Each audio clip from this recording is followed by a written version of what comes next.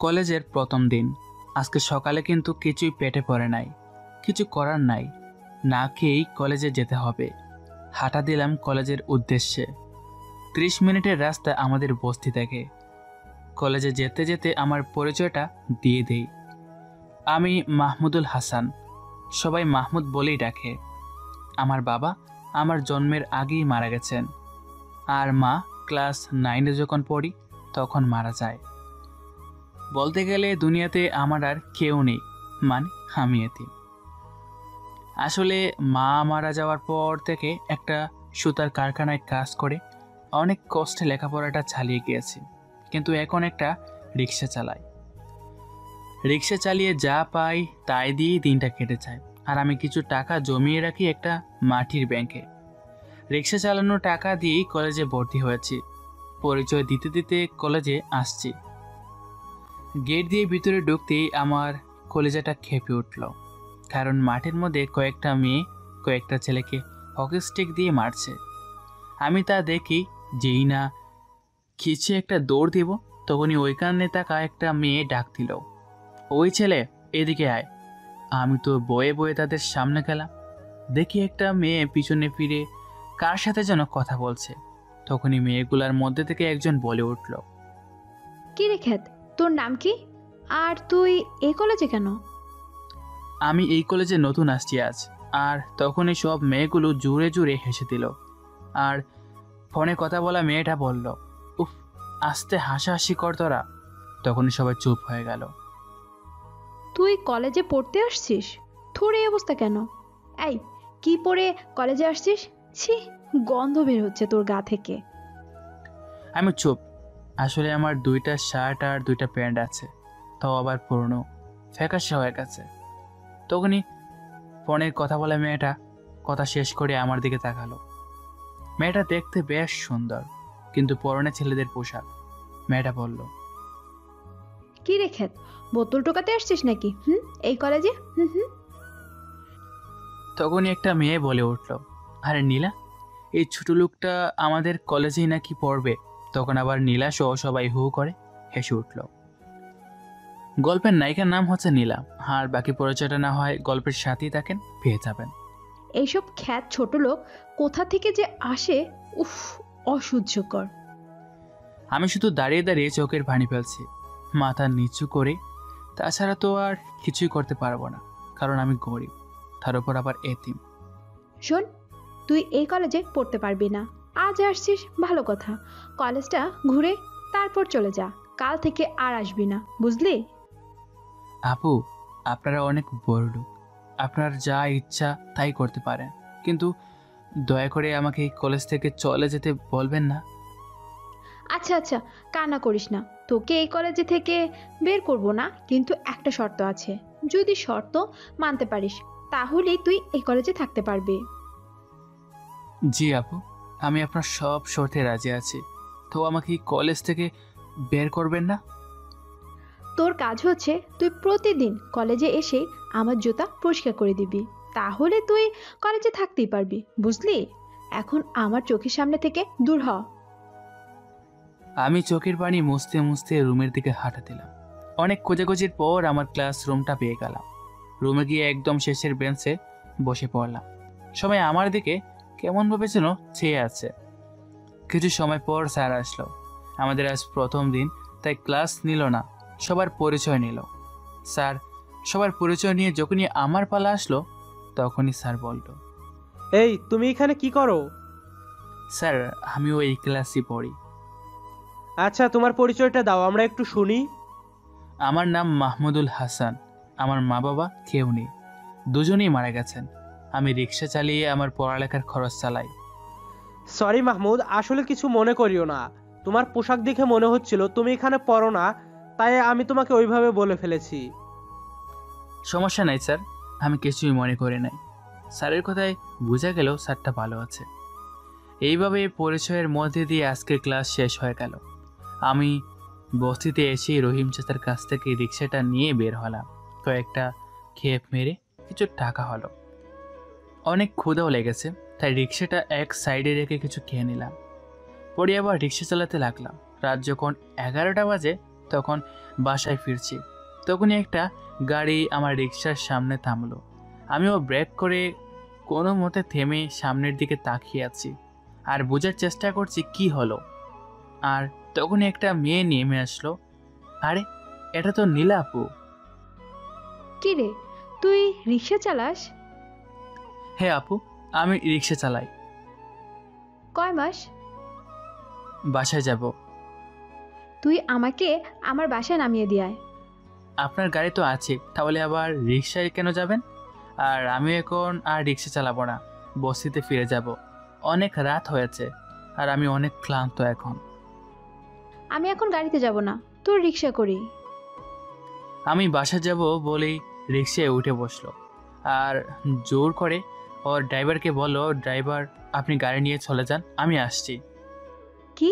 যা, এখন আমাকে আমার বাসায় নামিয়ে দিয়ে আয়।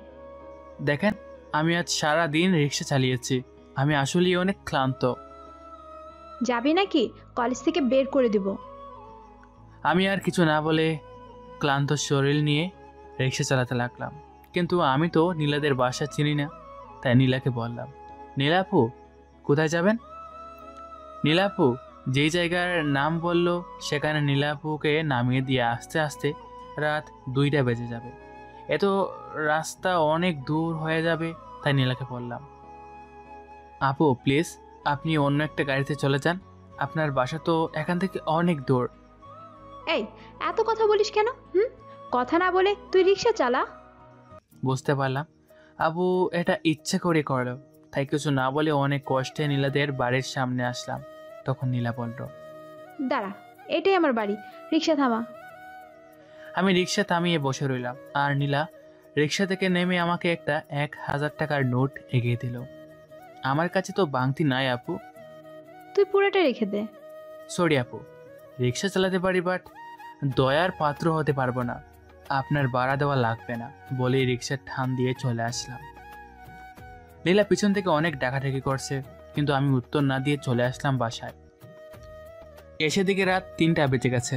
আজকে অন্য দিনের চেয়েও একটু বেশি টাকা পাইছি, তাই সকালের খাবারের টাকা রেখে বাকিটা ব্যাংকে রেখে দিলাম। সকালে ঘুম থেকে উঠে দেখি 8:45 বাজে, তাই তাড়াতাড়ি রেডি হয়ে না খেয়ে কলেজে চলে গেলাম। গিয়ে দেখি আজ নীলা আপুরা সবাই আমার দিকে তাকিয়ে আছে। আমি ওদের পাশ কাটিয়ে চলে যাব, তখনই নীলা আপু ডাক দিল, কি রে খ্যাত, কই যাস? এদিকে আয়। আমি বুঝতে পারলাম আমাকেই ডাকছে, তাই ওদের সামনে চলে গেলাম। আর তখনই নীলা আমাকে একটা চড় মারলো। আমি গালে হাত দিয়ে দাঁড়িয়ে থাকলাম, কিছু বলছি না। তখনই নীলা বলে উঠল, কি রে ফকিরনি, তুই কালকে টাকা না নিয়ে চলে আসলি কেন? এত ভাব নিলি কেন? যে তুই এই শহরের টপ বড় লোক। চুপ হয়ে সব সহ্য করে নিচ্ছি, কারণ আমি গরিব এতিম, তাই আমাকে সব সহ্য করতে হবে। এখন আমার জুতা পরিষ্কার করে দে। কলেজের সবাই আমার দিকে তাকিয়ে আছে। আমি চোখ দিয়ে পানি ফেলতে ফেলতে আমার রুমালটা বের করে ওর জুতা পরিষ্কার করে দিলাম। ওর জুতায় কোনো ময়লাও ছিল না, কিন্তু ও এটা ইচ্ছে করেই করছে। যা এখন, আর মনে যেন থাকে আমি আর তোকে প্রতিদিন বলবো না যে তুই আমার জুতা পরিষ্কার করে দে। তুই নিচ থেকে এসে পরিষ্কার করে দিবি। মাইন্ডেড? আমি কিছু না বলে ক্লাসরুমে চলে আসলাম আর পিছনে গিয়ে বসে পড়লাম। আর আমার পাশে বসলো, আমার কাঁধে হাত দিল একটা ছেলে। আমি অবাক হয়ে তাকালাম তার দিকে, কারণ কেউ আমার সাথে কথাই বলে না। আর এই ছেলে আমার পাশে বসে আবার আমার কাঁধে হাত রেখে বসলো। আরে, অবাক হওয়ার কিচ্ছু নেই, আমি অন্যদের মতো না, আর ভয় পেও না। আমার নাম সাব্বির, আমি কি ফ্রেন্ড হতে পারি? আমি অবাক হয়ে তাকিয়ে আছি। আরে, তুমি চুপ কেন? কথা বলতে পারো না নাকি? না মানে আমার সাথে বন্ধুত্ব করলে তোমার সম্মান থাকবে না, কারণ আমি গরিব। আরে, এত হাইপার হয় না তো। কে কি বললো না বললো আমার তাতে কিচ্ছু যায় আসে না। তুমি খালি বন্ধু হবে কিনা বলো, হ্যাঁ বা না। হ্যাঁ বললে ভালো, আর না বললে মাইর খেতে হবে তোমায়। এখন কি বলবা বলো, আর ভেবে চিন্তা করে বলবা। না বললে যেহেতু মায়ের খেতে হবে, তাহলে হেই বলে দিলাম। ওকে, তাহলে আর তুমি বা আপনি চলবে না, জাস্ট তুই বলে ডাকতে হবে, ঠিক আছে? আচ্ছা ঠিক আছে, সাব্বিরের সাথে ক্লাস করে বাসায় চলে আসলাম। এইভাবে 1 মাস কেটে গেল। আর প্রতিদিন নীলার করা অপমান আর চোর তো আছে। তো একদিন কলেজ শেষ করে রিক্সাটা নিয়ে বের হয়েছি। সারাদিন রিক্সা চালিয়ে রাতে বাড়ি ফেরার সময় হঠাৎ একটা মাইক্রো গাড়ি অনেক স্পিডে আসতে লাগলো। আমার মৃত্যু যেন আমি দেখতে পারছি। হয়তো আর এই মায়ের পৃথিবীতে থাকতে পারবো না। গাড়িটা আমার রিক্সার সাথে অনেক জোরে একটা ধাক্কা লাগলো, আর পরেই আমি ছিটকে গিয়ে রাস্তার একপাশে পড়ে গেলাম। আজ কলেজের ভিতর ঢুকতে একটা ছেলে এসে জড়িয়ে ধরলো আর বলতে লাগলো, মাহমুদ দোস্ত, তুই এতদিন কই ছিলি জানিস? তোকে আমি কত খুঁজেছি। সরি, কে আপনি? আর আমার নাম মাহমুদ না, আমার নাম তো মেহেদি হাসান। আরে দোস্ত, আমি চিনতে পারছিস না? আমি সাব্বির। তুই আমার সাথে ফাইজলামি করতেছিস তাই না? শালা তুইও ভালো হলি না। ভাই দেখেন, আমি সত্যি বলছি। আর আমি কেন আপনার সাথে ফাজলামি করতে যাব? আমি তো এই প্রথম আপনাকে দেখলাম। আবারও বলছি, আপনার হয়তো কোথাও ভুল হচ্ছে। মাহমুদ ভাই, আমার কোনো ভুল হচ্ছে না, প্লিজ ফান করা বাদ দে আমার সাথে। উফ, আপনার নাম কি যেন বললেন? ও হ্যাঁ, সাব্বির। আমি সত্যি বলছি, আমি আপনাকে চিনি না। যাই হোক, আপনি যার কথা বলছেন আমি সে না, কিন্তু আমরা কি ফ্রেন্ড হতে পারি? হাত বাড়িয়ে দিয়ে বললাম। যা হবার হয়েছে, তোর সাথে আবার বন্ধুত্ব করলাম, কিন্তু শোন, আমি এটা শিওর তুই মেহেদি না মাহমুদ। ওকে, আপনার যা মনে হয়। ধ্যাত বেটা, আপনি তুই করে বল।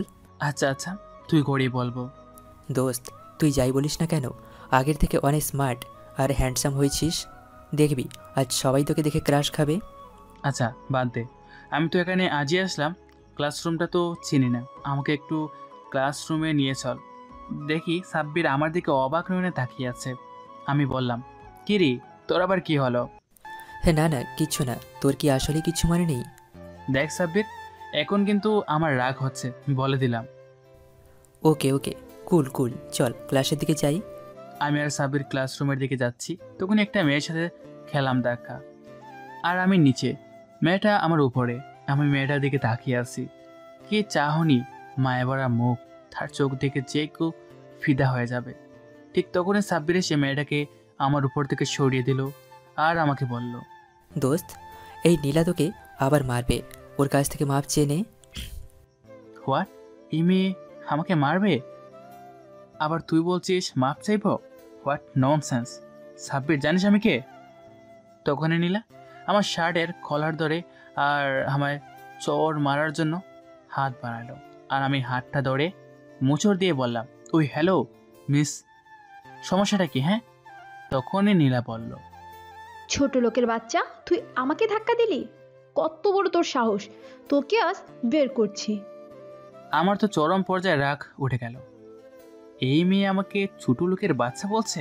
দিলাম একটা চড় মেরে আর বললাম, শুনেন মিস, আমি ইচ্ছা করে আপনাকে ধাক্কা দিইনি। তুই আমাকে চড় মারলি? আমি তোকে দেখে নেব বলে চলে গেল। হ্যাঁ দোস্ত, তুই নীলাকে মারলি? আরে মারবো না তো কি করব? আমার বাবা মা তুলে কথা বলবে আর আমি ছেড়ে দিব? যাক, বাদ দে। এই মেয়েটা তুই নীলাকে চিনিস নাই। এই নীলা তোকে কত অপমান করেছে, তোকে দিয়ে ওর জুতা পরিষ্কার করিয়েছে, সব ভুলে গিয়েছিস? দেখ, আমি তোকে আরো আগেই বলেছি আমি এই কলেজে নতুন, আর আমি কাউকে চিনি না। আর তোর সাথে আজ আমার প্রথম দেখা, কথা বলা, বুঝলি? বাই দ্য ওয়ে, এই মেয়েটাকে আমি দেখে নিব। ও কাকে কি করালো না করালো, কাকে দিয়ে জুতা পরিষ্কার করালো না করালো, সব আমি অহংকার আমি বের করে দেব। চল এখন আমায় ক্লাসরুমে নিয়ে চল। তারপর সাব্বিরের সাথে ক্লাস করে বাহিরে এসে বাবাকে ফোন দিলাম। হ্যালো ড্যাড, তুমি আমাকে এই কোন কলেজে পাঠালে? কেন বাবা, কি হয়েছে? উফ ড্যাড, কেন যেন সবাই বলছে আমার নাম নাকি মাহমুদ, আর আমি নাকি এই কলেজে আরও আগে থেকেই পড়তাম। মাহমুদের বাবা একটু ভয় পেয়ে বলল, আরে বাবা, সবারই হয়তো ভুল হচ্ছে, তাই তারা এসব বলছে। তুমি তাদের কথায় কোনো সময়ই কানে দিবা না। ওকে ড্যাড, তুমি এখন একটা গাড়ি পাঠাও তো, অনেক গরম লাগছে। তোমাকে না বললাম গাড়ি নিয়ে যেতে, তুমিই তো নিলে না গাড়ি। আরে ড্যাড, আমি কি জানতাম নাকি এত গরম পড়বে হঠাৎ করে? ওকে, আমি ড্রাইভারকে বলে দিচ্ছি তোমাকে যেন বাসায় নিয়ে আসে। 5 মিনিটের ভিতরে গাড়ি চলে যাবে, তুমি একটু ওয়েট করো। ঠিক 5 মিনিটের ভিতরেই একটা ব্ল্যাক কালারের BMW চলে আসলো। সবার নজর তখন আমার দিকে, আর ধাক্কা খাওয়া মেয়েটাও আমার দিকে তাকিয়ে আছে। তখন সাব্বির আসলো, আমাকে দেখে তো হা করে তাকিয়ে আছে। আমি গাড়িতে বসতে বসতে বললাম, উঠ, তোকে ড্রপ করে দিই। সাব্বির উঠে বসলো, আমরা পিছনে বসেছি। তখন সাব্বির বলল, হ্যাঁ দোস্ত, এই গাড়িটা কার রে? আমি অবাক হয়ে বললাম, আরে এইটা আমার ফেভারিট গাড়ি। আমি সাব্বিরের সাথে কথা বলতে বলতে ওর বাড়ির সামনে চলে আসলাম। ওকে নামিয়ে দিয়ে আমি বাড়ি চলে আসলাম। আমি বাড়িতে এসে তো অবাক হয়ে গেলাম, কারণ বাবা এর সময় অফিসে থাকে। বাবা আমাকে দেখে প্রায় দৌড়ে আমার কাছে আসলো আর বলতে লাগলো, মেহেদি, কলেজে কিছু হয়েছিল নাকি বাবা? নো ড্যাড, কিছু হয়নি, বাট একটা ছেলে আমাকে বলে সে নাকি আমার চেনে। আর সে বলে আমার নাম নাকি মেহেদি না, মাহমুদ। আর একটা মেয়ের ভাব দেখো, বুঝতে পারলাম না সে মেয়েটাও মনে হয় আমাকে চিনে। আচ্ছা যাই হোক, তুমি কিন্তু বাবা কারোর কোনো কথাই কানে নিবা না, বুঝলে? আর কাল থেকে তোমার সাথে গার্ডরা যাবে। এই ড্যাড, গার্ড যাওয়ার দরকার নেই, আমার কিচ্ছু হবে না, তুমি নিশ্চিন্তে থাকো। আর তোমার না এখন অফিসে থাকার কথা, বাসায় কেন? তখনই দেখি সিঁড়ি দিয়ে মা নামতে নামতে বলল, তোমার জন্যই তো তোমার বাবা অফিস থেকে বাসায় চলে আসছে। সকালে কত করে বললো গাড়ি নিতে, নিলে না, গার্ড সাথে নিতে, তাও নিলে না। তাই তোমার বাবার অনেক চিন্তা হচ্ছিল, আর আমারও, যদি আমরা তোমাকে হারিয়ে ফেলি। আমি আজব তো, আমি কি এখনো ছোট আছি নাকি? আমাকে নিয়ে এত চিন্তা করা লাগবে না তোমাদের। আমি কিছু শুনতে চাই না। কাল থেকে তোর সাথে গার্ডরাও যাবে প্রোটেক্ট করার জন্য, বাস এটাই আমার শেষ কথা। মা, কি বলছো তুমি? দেখো, আমার কিছু হবে না। বাবা, তুমি যদি আমার কথা না শোনো তাহলে আমি খাওয়া দাওয়া বন্ধ করে দিব, বলে দিলাম। ওকে ওকে, আমি কাল থেকে গার্ড নিয়ে যাব, তাও তুমি খাওয়া বন্ধ করবা না। তখনই বাবা বলল, আচ্ছা মেহেদি, তোমায় যে ছেলে মাহমুদ বলে ডাকছিল, কালকে তাকে একটু বাসায় নিয়ে এসে আসবে, কেমন? আর মেয়েটাকেও। আমি কিছু মনে না করি বললাম, ড্যাড, ছেলেটা আমার সাথেই পড়ে, আর মেয়েটা হয়তো আমার 2 বছর সিনিয়র। কিন্তু বাবা, মেয়েটাকে আমার পছন্দ হয়েছে, দেখতে বেশ সুন্দরী। বাট ড্যাড, মেয়েটার অনেক অহংকার। সত্যি বলছো বাবা? তাহলে মেয়েটার ঠিকানা আমাকে এনে দাও, আমি বিয়ের কথা বলে তোমাদের বিয়েটা দিয়ে দিই। তাহলে তোমার মায়ের জন্য ভালো হবে, সারাদিন বাসায় একা একা বসে থাকে, গল্প করার জন্য একজন সাথী পাবে। উফ ড্যাড, তোমাকে না বললাম মেয়েটার অনেক অহংকার? আগে মেয়েটার অহংকার ভেঙে নেই, তারপর না হয় বিয়ে। ওকে মাই সান, তোমার যা ইচ্ছে, বাট ছেলেটাকে কাল আমার বাসায় আনতে একদমই ভুলবে না, কেমন? এখন আমি অফিসে যাই, অনেক কাজ পেন্ডিং হয়ে জমা পড়ে আছে। কথাটা বলি মেহেদির বাবা চলে গেল। বাবা যাও, এখন ফ্রেশ হয়ে আসো, মা ছেলে ডিনারটা সেরে ফেলি। আম্মি, তুমি এখনো ডিনার করনি? বাজে কয়টা? এত কেয়ারলেস হলে চলবে? নিজের দিকে খেয়াল দাও। বাবা তুমি জানো না তোমার সাথেই আমি খাবার খাই। ওকে আম্মি, সরি, তুমি জাস্ট 10 মিনিট ওয়েট করো, আমি যাব আর আসবো। আমারও অনেক ক্ষুধা লাগছে। খাবার খেয়ে রুমে এসে কিছু সময় ফোনে গাড়াগাড়ি করতে করতে ঘুমিয়ে পড়লাম। চোখ খুলে দেখি মা আমার মাথায় হাত বুলিয়ে দিচ্ছে। আমি মায়ের কোলে মাথা রেখে আবারও ঘুমিয়ে পড়লাম। রাতে খাবার খেয়ে সাব্বিরকে ফোন দিলাম আর নীলার সম্পর্কে সব কিছু জেনে নিলাম। সাব্বিরের কথা শুনে রাগটা চরম পর্যায়ে উঠে গেল। নীলা নাকি মাহমুদ নামক ছেলেটাকে দিয়ে ওর জুতা পরিষ্কার করাতো। আমি মনে মনে ভাবতে লাগলাম, নীলা, আমি তোমাকে দেখে নিব। মাহমুদের সাথে নীলা কি কি করেছে সব কিছু সাব্বিরের কাছ থেকে শুনে ঘুমিয়ে পড়লাম। সকালে ঘুম ভাঙলো মায়ের ডাকে। ঘুম থেকে উঠে ফ্রেশ হয়ে রেডি হলাম। আজকের সাজটা দিলাম, কালো শার্ট, কালো প্যান্ট, চুলগুলো জেল দিয়ে স্পাইক করে নিলাম। কাল একটু নর্মালভাবেই কলেজে গিয়েছিলাম, বাট আজকের সাজটা দেওয়ার কারণ নীলা, বুঝতেই পারছেন। নাস্তা করে কলেজে যাচ্ছি, সামনে একটা গাড়ি, পরে আমি যেই গাড়িতে বসে আছি তারপর আরও 2টা গাড়ি। কলেজের গেট দিয়ে দামি দামি গাড়িগুলা শো শো করে ভিতরে ঢুকে গেল, আর সবারই নজর আমার দিকে, সবাই হা করে তাকিয়ে আছে। গার্ড গাড়ির দরজা খুলে দিল, আমি বের হলাম। গার্ড আমার পিছনের সামনে দাঁড়ালো। আমি নেমে নীলাকে খুঁজলাম, দেখলাম মাঠে নেই। ওর তো এখানেই থাকার কথা। সাব্বিরের কাছে শুনে যা বুঝলাম, মনে হয় আসেনি এখনো। তখনই সাব্বির আসলো, বাট গার্ডগুলা আমার কাছে আসতে দিচ্ছে না। তাই আমি বললাম, ওকে আসতে দাও। পরে গার্ডদের বাইরে রেখে আমি আর সাব্বির ক্লাসে চলে আসলাম। আর ক্লাসের সব মেয়েরা আমার দিকে নজর হা হয়ে সবগুলো তাকিয়ে আছে। ক্লাস শেষ করে বের হচ্ছি, তখনই নীলার সাথে ধাক্কা খেলাম। নীলা পড়ে গেল। আমি হাত বাড়িয়ে দিলাম। নীলা ওটা আমাকে যে একটা থাপ্পড় দিবে, তখনই গার্ড ওর হাত ধরে ফেললো। আমি তো গার্ডদের উপর অবাক হয়ে গেলাম আর বললাম, তোমরা এখানে কেন? তোমাদের না মাঠে থাকতে বলেছি? সরি স্যার, আপনার বাবা রুমের দরজা পর্যন্ত থাকতে বলেছে। নীলা তো অবাক হয়ে একবার আমার দিকে তাকাচ্ছে আর একবার গার্ডদের দিকে তাকাচ্ছে।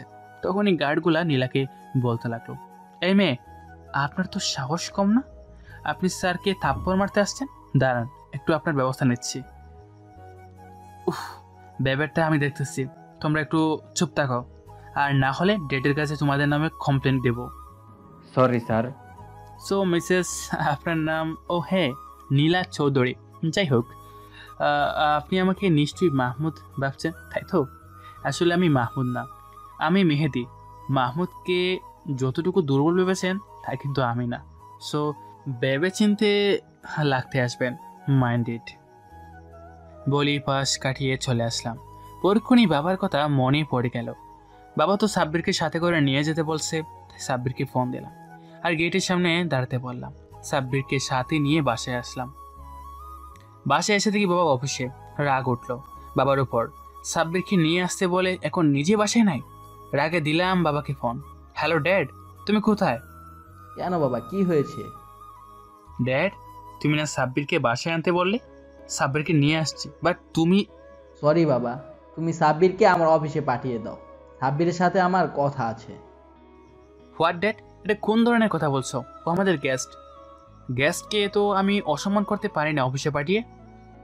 ওকে ওয়েট, তুমি সাব্বিরের কাছে ফোনটা দাও। সাব্বির, বাবা তোর সাথে কথা বলবে। না ধর। বাবা সাব্বির, তুমি একটু মেহেদির কাছ থেকে দূরে যাও প্লিজ। জি আঙ্কেল, আমি দূরে আসছি, এবার বলেন। আসলে বাবা, আমি তোমাকে কিছু পার্সোনাল কথা বলতে চাই। যদি কিছু মনে না করো তাহলে প্লিজ বাবা, তুমি একটু আমার অফিসে আসো।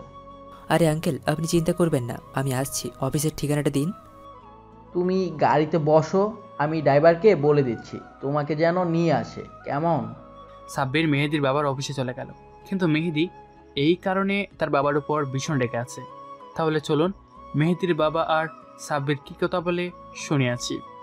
আঙ্কেল, ভেতরে আসবো? হ্যাঁ আসো, তুমি সাব্বির তাই তো? হ্যাঁ আঙ্কেল। বসো এখানে, তোমাকে যে কারণে ডেকেছি। তার আগে বলো কি খাবে, চা না কফি? কফি হলে ভালো হতো। মেহেদির বাবা কফি আনতে বলে। কফি আসলে সাব্বিরকে একটা মগ আরেকটা সে কফিতে চুমুক দিয়ে বলতে লাগে, বাবা সাব্বির, তুমি কি মেহেদিকে আগে থেকে চিনতে? মানে এই কলেজ ভর্তি হওয়ার আগে থেকে? হয়ে মানে হ্যাঁ আঙ্কেল, চিনতাম, বাট ওর নাম তো মেহেদি না, মাহমুদ। প্রায় 7 মাস আগে আমি যখন অফিস থেকে বাড়ি ফিরছিলাম, আমার গাড়ি একটা রিক্সার সাথে ধাক্কা লাগে। এক কথায় অ্যাক্সিডেন্ট হয়। আমার কোনো ক্ষয়ক্ষতি না হলেও মেহেদি মানে মাহমুদের অনেক বড় একটা ক্ষতি হয়। মেহেদিকে তাড়াতাড়ি হসপিটালে নিয়ে যাই আমি, কারণ আমার জন্যই তো এই অবস্থা হয়েছে। মাহমুদের সুস্থ হতে 5 মাস লেগে যায়, কিন্তু ওর কোনো কিছুই মনে নেই। মানে এক কথায় স্মৃতিশক্তি হারিয়ে ফেলেছে মেহেদি। মেহেদিকে আমি আমার বাসায় নিয়ে আসি। আমাদের কোনো সন্তান নেই। তোমার আন্টি মেহেদিকে দেখে অনেক খুশি হয়েছিল। জানো বাবা, টাকা পয়সা আমাদের কোনো সুখ দিতে পারে নাই বাবা, কিন্তু মেহেদি এই 7 মাসে আমাদের সেই অজানা সুখটা মানে সন্তানের সুখটা দিতে পেরেছে। তাই বাবা, তোমাকে এনে ডাকা, প্লিজ কিছু মনে করিও না। ডাক্তার বলেছে পরিচিত কিছু ওর সামনে থাকলে বা পুরনো কিছু মনে করিয়ে দিলে নাকি ওর সব কিছু আস্তে আস্তে মনে পড়ে যাবে। তো বাবা, তুমি মনে হয় ওর সম্পর্কে সব জানো। প্লিজ বাবা, ওকে কিছু মনে করানোর চেষ্টা করো না প্লিজ, কারণ ওর মায় আমি আর তোমার আন্টি দুজনেই পড়ে গেছি। ও যদি আমাদের ছেড়ে চলে যায় তাহলে আমরা মরেই যাব। আঙ্কেল, আপনি কোনো চিন্তা করবেন না। আজকের কথা এবং অতীতের কথা কিচ্ছু বলবো না। আমি ওকে, আপনি নিশ্চিন্তে থাকতে পারেন। বাবা, তুমি আমাকে বাঁচালে। কি পাঠক ভাই ও বোনেরা, এবার বুঝতে পারলেন তো অ্যাক্সিডেন্টের পর কি হয়েছিল? এটা আবার মাহমুদকে বলিয়েন না আবার। পরের দিন আজকে মেহেদির একটা দুষ্টু আইডিয়া ঘুরপাক কাছে মাথায়। ঘুম ভাঙার পরপরই আইডিয়াটার কথা ভেবে মিষ্টি মিষ্টি হাসছে। তখনই মেহেদির মায়ের কথায় তার ঘুর কাটে। কি রে বাবা, এভাবে হাসছিস কেন? তখনই মেহেদি তার মাকে জড়িয়ে ধরে বলে, মা শোনো, তোমার বৌমা পেয়ে গেছি, তাই সকাল সকাল হাসি পাচ্ছে। ছেলের কথায় তার মা ছেলের পাশে নড়ে চড়ে বসলো আর বলল, তা বৌমা দেখতে কেমন বাবা? মা, তোমার বৌমা আমার থেকে 2 বছরের বড় আর অনেক দেমাগ, অহংকার, বুঝলে? তবে অহংকারটা আমি শেষ করে একটা ভদ্র মেয়ে বানিয়ে এই বাড়ির বউ বানাবো, বুঝলে মা? অহংকারী মেয়েকে বউ বানাতে পারবো? তারপরও সিনিয়র মেয়ে, প্রশ্নই হয় না এ বাড়ির বউ করে আনবো। উফ মা, তোমাকে তো বললামই অহংকার ভেঙে তারপরই বউ করে আনবো। যাই হোক, এখন আমি ফ্রেশ হতে যাব, তুমিও যেতে পারো। ব্রেকফাস্ট রেডি করো বলি ফ্রেশ হতে ওয়াশরুমে চলে গেল। শাহানা বেগম ছেলের কথায় মুচকি একটা হাসি দিয়ে ছেলের জন্য নাস্তা রেডি করতে চলে গেলেন আর ভাবতে লাগলেন ছেলেকে তাড়াতাড়ি বিয়েটা দিয়ে দেবে। এদিকে মাহমুদ ফ্রেশ হয়ে নিল, একটা শার্ট সাথে কালো প্যান্ট, জেল দিয়ে চুল স্পাইক করে হাতে দামি ব্র্যান্ডের ঘড়ি পরিয়ে নিচে নামলেন। ছেলের এই সাজ দেখে শাহানা বেগম এক নজরে ছেলের দিকে তাকিয়ে আছেন। কিছু সময় তাকিয়ে থেকে মেয়েদির কাছে গিয়ে মেয়েদির হাতটা টেনে নিয়ে বুড়ো আঙ্গুলে হালকা করে কামড় দিয়ে বলতে লাগলো, বাবা, তুই আজকে কয়টা মেয়ের যে মন কেড়ে নিবি আল্লাহ ভালো জানেন। আরে মা, তুমি কি যে বলো না। হ্যাঁ রে বাবা, দেখবি আর সব মেয়েই তোর দিকে হা করে তাকিয়ে থাকবে। মা, ছেলের কি কথা হচ্ছে আমি কি জানতে পারি? ছেলের দিকে একবার ভালো করে তাকিয়ে দেখো, বুঝতে পারবে। মেয়েদির বাবা ছেলের দিকে তাকালো। কিছু সময় তাকিয়ে থেকে ছেলের কাছে গিয়ে কপালে একটা ভালোবাসার ফরস এঁকে দিল। মেহেদি নাস্তা করে কলেজের উদ্দেশ্যে বের হলো। তার বাবাকে বলছিল যে গার্ড নিবে না সাথে করে, কিন্তু বাবার একটাই কথা, গার্ড সাথে নিতেই হবে, তাই বাধ্য হয়ে সাথে করে গার্ড নিয়ে যেতে হলো। কলেজ গেট দিয়ে 3টি দামি গাড়ি ঢুকতে দেখে সবাই তাকিয়ে আছে, এমনকি নীলাও তাকিয়ে আছে। গাড়ি কলেজের ভিতরে থামলো, গাড়ি থেকে মেহেদি নামছে আর সবাই তার দিকে তাকিয়ে আছে। তখনই নীলার এক বান্ধবী নীলাকে বলল, দোস্ত, এই চকলেট বয়টা এতদিন কই ছিল রে? আমি তো প্রথম দেখায় ক্রাশ খেয়ে গেলাম। নীলার কেমন জানি তার বান্ধবীর কথায় জেলাস ফিল হচ্ছে। তখনই নীলা বলে উঠল, দেখ শাকচুন্নি, তুই ওকে ভুলে যা, ও শুধু আমার, আমিও ওকে ভালোবেসে ফেলেছি। তখনই নীলার এক বান্ধবী বলে উঠল, নীলা, তুই যে মাহমুদের সাথে কি কি করেছিস তোর মনে নাই? নীলা একটু লজ্জিত হয়ে বলল, জানিসই তো আমার রাগ একটু বেশি। কার রাগ কার উপর খাটায় নিজেই বুঝি না। আমি সত্যি বলছি রে, আমি ইচ্ছে করে করি নাই ওর সাথে। অমন একটা মানুষ, সত্যি আমি ওর সাথে অনেকটা খারাপ ব্যবহার করে ফেলেছি। সরি বলে দিব। তখন নীলার বান্ধবী বলল, শোন, ভালোই যখন বাসিস তাহলে মাহমুদকে সরি বলে মনে হয় কোনো লাভ হবে? তোকে অনেক কষ্ট করতে হবে, বলে দিলাম। আমি গাড়ি থেকে বের হয়ে সামনে হাঁটা দিচ্ছি। উদ্দেশ্য সাব্বিরকে খুঁজে বের করা। তাই 2জন গার্ডকে বললাম, আপনারা একটু কলেজের পুকুর পাড়টায় দেখে আসেন সাব্বির আছে কি না। আর কিছু 3জন গার্ড আমার সাথে ক্যান্টিনে যাচ্ছে। ক্যান্টিনে একটা চেয়ার টেনে বসে পড়লাম। তখনই দেখলাম নীলা আর তার বান্ধবীগুলোও আসছে আর কয়েকটা টেবিল পরে বসে পড়ল। আমি খুব খেয়াল করে দেখছি নীলা আমার দিকে তাকিয়ে আছে আর ওর বান্ধবীগুলোও হা করে তাকিয়ে আছে। ঠিক তখনই গার্ড আর সাব্বির আসলো। সাব্বির বলছে, লাগলো দোস্ত, কি খবর তোর দোস্ত? আজকে তোকে সেই লাগছে, পুরাই তামিল নায়কদের মতো। সব মেয়েরাই আজ তোকে দেখে ফিদা হয়ে যাবে। বাদ দে তো এসব কথা। কী খাবি তুই বল, ট্রিট দিব তোকে আজকে। কী রে, কী হয়েছে যে ট্রিট দিতে চাচ্ছিস? অন্য কোনো কাহিনী আছে নাকি? মানে সামথিং সামথিং? তুই ঠিকই ধরেছিস, তেমন কিছু একটাই, বাট অনেক কাহিনী করবো বুঝলি। কাহিনী করবি মানে? কিছুই মাথায় ঢুকছে না। আমি বুঝে উঠতে পারছি যে নীলা মেয়েটা অহংকারী, তাই তাকে একটু নাচাবো বুঝলি। মানে আমার প্রেমের ফাঁদে ফেলে ব্রেকআপ করে নীলার অহংকার শেষ করে দেব, বুঝতে পারছিস?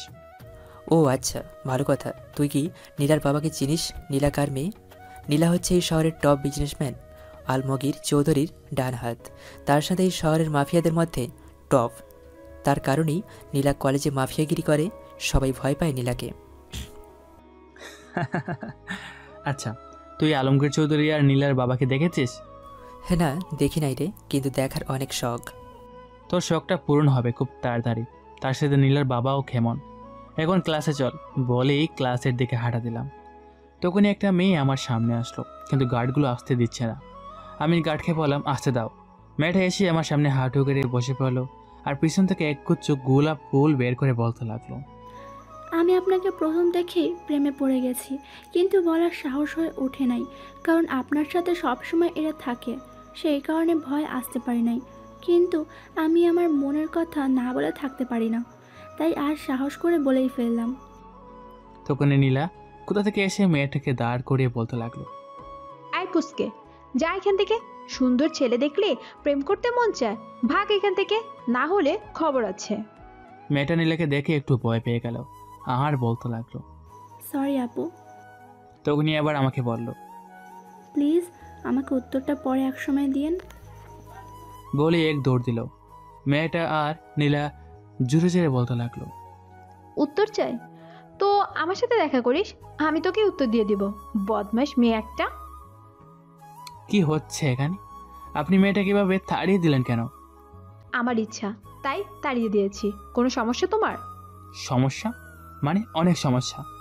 আপনি কেন আমার বিষয়ে নাক গলাতে আসবেন এবং কোন অধিকারে আসবেন? আছে আছে, অনেক অধিকার আছে, বাট সরি মাহমুদ, তুমি আমাকে ক্ষমা করে দিও প্লিজ। জানো আমি তোমার সাথে একটা মাস ইচ্ছে করে খারাপ ব্যবহারটা করি নেই। তখন নীলার কথা থামিয়ে দিয়ে সাব্বির নীলাকে বলতে লাগলো, আরে নীলা আপু, আপনি কোনো চিন্তা করবেন না, আমি বলে দেব, তাহলেই আপনাকে ক্ষমা করবে। পুরনো কথা বলবেন না প্লিজ। আর আপনার সাথে আমার পার্সোনাল কিছু কথা আছে, কলেজ শেষে প্লিজ একটু দেখা করবেন। বলি আমাকে টানতে টানতে নিয়ে রুমের দিকে হাঁটা দিল। নীলা অনেক ডাকাডাকি করছে, বাট সাব্বির নীলার কথা পাত্তা না দিয়ে আমাকে রুমে নিয়ে আসলো। আরে ভাই, তুই এইভাবে আমাকে নিয়ে আসলে কেন? মাত্রই তো নীলার জেলাস ফিল হচ্ছিল, দেখলি না? আরে দোস্ত, বাদ দে তো ওকে, ওকে জেলাস ফিল করানোর আরও অনেক সময় পাবি। তখনই ক্লাসে স্যার আসলেন। আমরা আর কথা না বাড়িয়ে ক্লাসে মনোযোগ দিলাম। ক্লাস শেষ করে সাব্বিরকে সাথে আনতে চাইলাম, বাট আসলো না। কে যেন কাজ আছে বলেই কলেজ থেকে গেল আর আমি বাসায় চলে আসলাম। তো চলেন সাব্বির কেন মেয়েদের সাথে গেল না ক্লিয়ার করে দেই। সাব্বির ক্লাস শেষ করে নীলার সাথে দেখা করার জন্য মেহেদির সাথে যায় নাই। কিছু সময় অপেক্ষা করার পর আসলো। আই সাব্বির, তুমি মাহমুদকে এভাবে টেনে নিয়ে গেলে কেন? ওর সাথে আমার কথা আছে। প্লিজ নীলা আপু, আপনি আর মাহমুদকে বিরক্ত করবেন না, আমি আপনার হাত জোড় করে বলছি। আরে আরে কি করছো এসব? আমি কেন মাহমুদকে বিরক্ত করব? আমি তো মাহমুদকে ভালোবাসি। কি মাহমুদকে ভালোবাসেন মানে? আপনি 6 মাস আগের কথা ভুলে গিয়েছেন? আর এক সপ্তাহে কি কি করেছে তাও কি ভুলে গিয়েছেন? আসলে সাব্বির, আমার মাথা গরম হয়ে গেলে আমি কখন কি করি আমি নিজেই জানি না। আমি যে মাহমুদের সাথে খারাপ ব্যবহার করেছি সেটা একেবারে ইচ্ছে করে করিনি। এই একটা মাস আমার বাবা দেশের বাইরে গিয়েছিল, আমি বাসায় একা ছিলাম আর বাবা আমাকে সময়ই দেয় না, তাই আমার রাগটা একটু বেশি, তাই কন্ট্রোল করতে পারিনি। আমি সত্যি মাহমুদকে এক সপ্তাহে ভালোবেসে ফেলেছি। প্লিজ তুমি আমাকে ওর থেকে দূরে থাকতে না করো না। আমি আপনাকে কিছু কথা বলবো আর কিছু শর্ত দেব, আপনি যদি শর্তগুলো মানতে পারেন তাহলেই আমি আপনাকে মাহমুদের কাছে যেতে দেব। বলো কি শর্ত? মানতে হবে আমাকে, সব মানবো।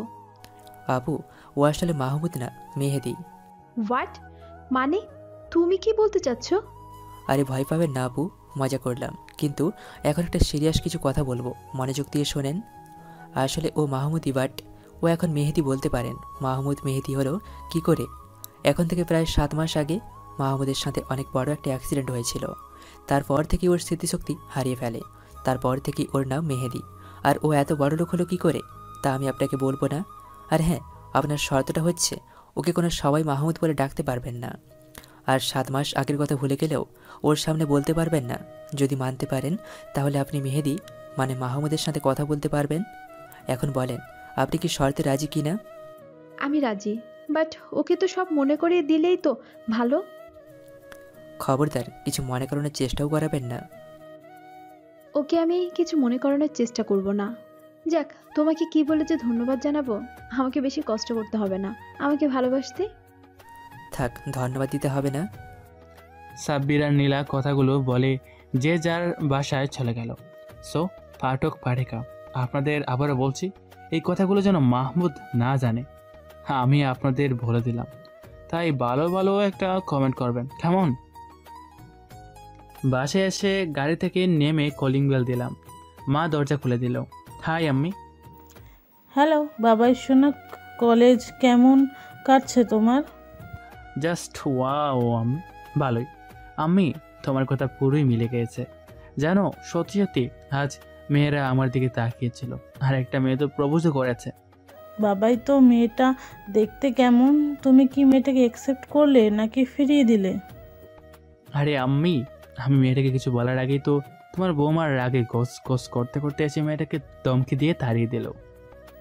কি বল বাবাই, বৌমা তাহলে কি তোমায় পছন্দ করে? দেখে তো তাই মনে হলো, কিন্তু মা, তোমার বৌমার কপালে শনি আছে। আগে অহংকার ভেঙে দেব, তারপর তোমার বাড়ির বউ হিসাবে এই বাড়িতে তুলব।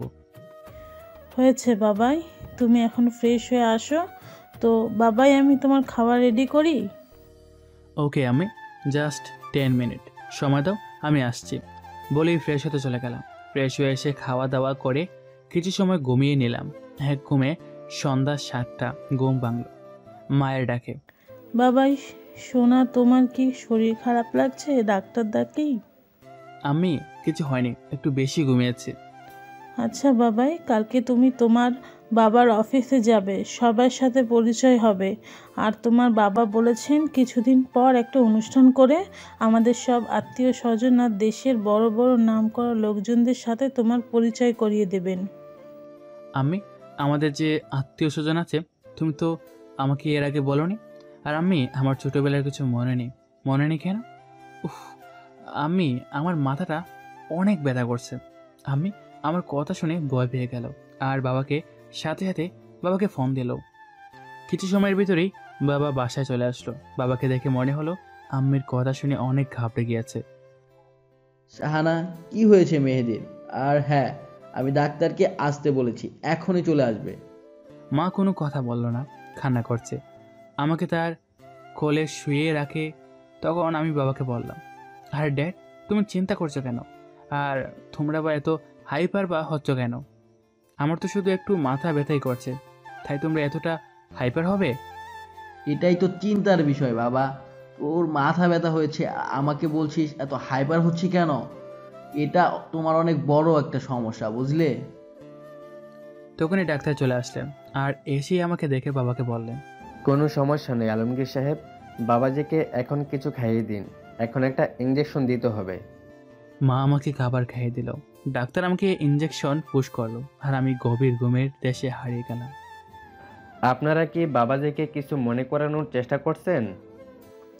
আসলে ডাক্তার সাহেব, মা আমাকে যা যা বলেছিল সব খুলে বলল ডাক্তারকে। এইসব কথা বলা একদম ঠিক হয়নি আপনার। পরে মা বাবাকে কি কি করতে হবে সব বুঝিয়ে দিয়ে ডাক্তার চলে গেলেন। আমার যখন ঘুম ভাঙলো তখন তাকিয়ে দেখে আমি মায়ের কোলের উপর, মা আমার মাথা কোলে নিয়ে ঘুমিয়ে পড়েছে। আর বাবা আমার হাত ধরে কাঠের পাশে একটা চেয়ারে বসে বিছানায় মাথা রেখে ঘুমিয়ে আছে। বাবা মায়ের দিকে তাকিয়েছিলাম, কখন যে আমার চোখ দিয়ে দুপুটো পানি গড়িয়ে পড়লো বুঝতে পারলাম না। আমার মা বাবা আমাকে এতটা ভালোবাসেন। আমার নড়াচড়া করাতে মায়ের ঘুম ভেঙে গেল। আমার জ্ঞান ফিরেছে দেখে মা আমাকে অনেকগুলা চুমু দিল। আমিও মাকে চুমু দিলাম। তখন বাবা বলে উঠল, আমি তো কেউ না যে আমাকে কেউ একটু আদর করবে।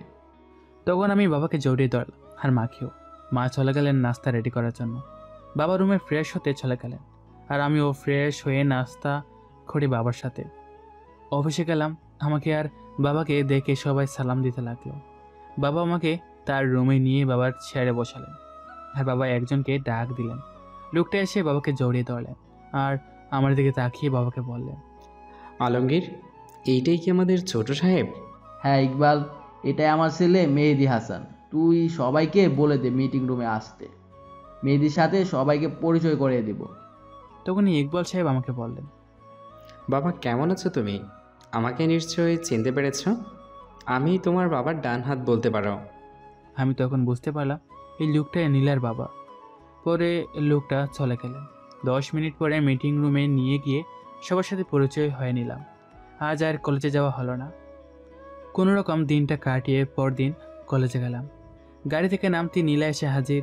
আমার কাছে আসতে চাচ্ছে, বাট গার্ডসদের জন্য আসতে পারছে না। আমি আসতে বললাম আর নীলা আসেই আমাকে বলতে লাগলো, এই তুমি কালকে কলেজে আসলে না কেন? জানো তোমার জন্য কত চিন্তা করছিলাম। হোয়াট? আপনি কেন আমার জন্য চিন্তা করবেন? আমি আপনার কি হই? দেখো দেখো মেহেদি, আমি ঘুরিয়ে পেঁচিয়ে বলতে পারবো না। ডিরেক্ট বলছি, আমি তোমাকে ভালোবাসি। প্লিজ আমাকে ফিরিয়ে দিও না। আমি একটু সময় চুপ হয়ে থাকলাম। তখন নীলা বলতে লাগলো, মেহেদি শোনো, তুমি কয়েকদিন ভেবে দেখো আর উত্তরটা দিও, কিন্তু উত্তরটা হ্যাঁ হওয়া লাগবে। আমি এই কথাটা বলতেই যাচ্ছিলাম। বাই দ্য ওয়ে, আমাকে এখন যেতে দিন বলেই চলে আসলাম। আমি এটা ইচ্ছা করেই করেছি। কয়েকদিন পরে ওকে বলবো আমিও তোমাকে ভালোবাসি, কিন্তু কিছুদিন অভিনয় করে তারপর বলবো আমি তোমাকে ভালোবাসি না। আর ওর অহংকার ভাঙানোর জন্যই এই নাটকটা করতে হবে। একটু কষ্ট দেওয়ার পর আবার মেনে নীলাকে আমার কাছে টেনে নেব, এটাই আমার প্ল্যান। যে কথা সেই কাজ।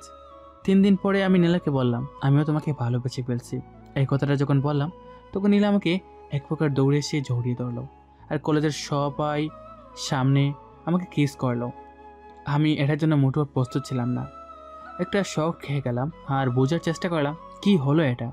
নীলা আমাকে ছেড়ে দিয়ে লজ্জা পেয়ে এক দৌড় দিয়ে ওর গাড়ি করে বাসায় চলে গেল। আমি তখন মাঠের মাঝখানে দাঁড়িয়ে আছি। তখন সাব্বির আমাকে ধাক্কা দিয়ে বলতে লাগলো, মামা তুই তো আজকে একটা কাম সেরে ফেললি। ওর কথায় গুড় কাটলো। আমিও সাব্বিরের হাত ধরে গাড়িতে বসলাম। ক্লাস আর করে নেই, সাব্বিরকেও করতে দেই নাই। সাব্বিরকে ওর বাসায় নামিয়ে দিয়ে আমিও বাসায় চলে আসলাম। মা আমাকে দেখে বলতে লাগলো, আরে বাবাই, তুমি এত তাড়াতাড়ি চলে আসলে, শরীরটা কি খারাপ করেছে? বাবাই ডাক্তার ডাকবো? আমি মাকে জড়িয়ে ধরে বললাম, না আম্মি, আমার কিছু হয়নি। ক্লাস করতে ভালো লাগলো না, তাই চলে আসলাম। আম্মি আমাকে বাজুং বুঝে রুমে চলে আসলাম। এসে মোবাইলটা হাতে নিয়ে একটু ঘাটাঘাটি করতে লাগলাম। তখনই অপরিচিত একটা নাম্বার থেকে কল আসলো। আমি রিসিভ করলাম। তখন একটা মেয়েলি কণ্ঠে বলতে লাগলো, কি মিস্টার, কেমন দিলাম আজকে? সরি, কে আপনি? আমি আপনাকে চিনতে পারলাম না। আরে বাবা, আমি নীলা বলছি তো। একটা কিস খেয়ে স্ট্যাচুর মতো দাঁড়িয়েছিল কেন? এই, তোমার কি লজ্জা শরম বলতে কিচ্ছু নাই? হ্যাঁ, কলেজ ভর্তি সবার সামনে কেউ কিস করে নাকি? সবে একটা কিস করেছি, আরো খেলা তো বাকি। বিকেলে পার্কে চলে আসবা। আর হ্যাঁ, তোমার বুড়বুড়া গার্ডগুলো সাথে করে আনবা না। ব্যাটাগুলো সব সময় তাকিয়ে থাকে। ওরা থাকলে রোমান্স করার 12টা বাজবে। খবরদার ব্যাটাগুলোরে আনবা না, কেমন? আমার একা বাইরে যাওয়ার পারমিশন নাই, বাবার করা আদেশ। আমি বাইরে গেলেই গার্ড থাকা বাধ্যতামূলক, বুঝলেন মহারানী? না, আমি কিছুই মানতে চাই না। তুমি একাই আসবে। হ্যাঁ। আরে কান্না করিও না। আচ্ছা, দেখছি কি করা যায়।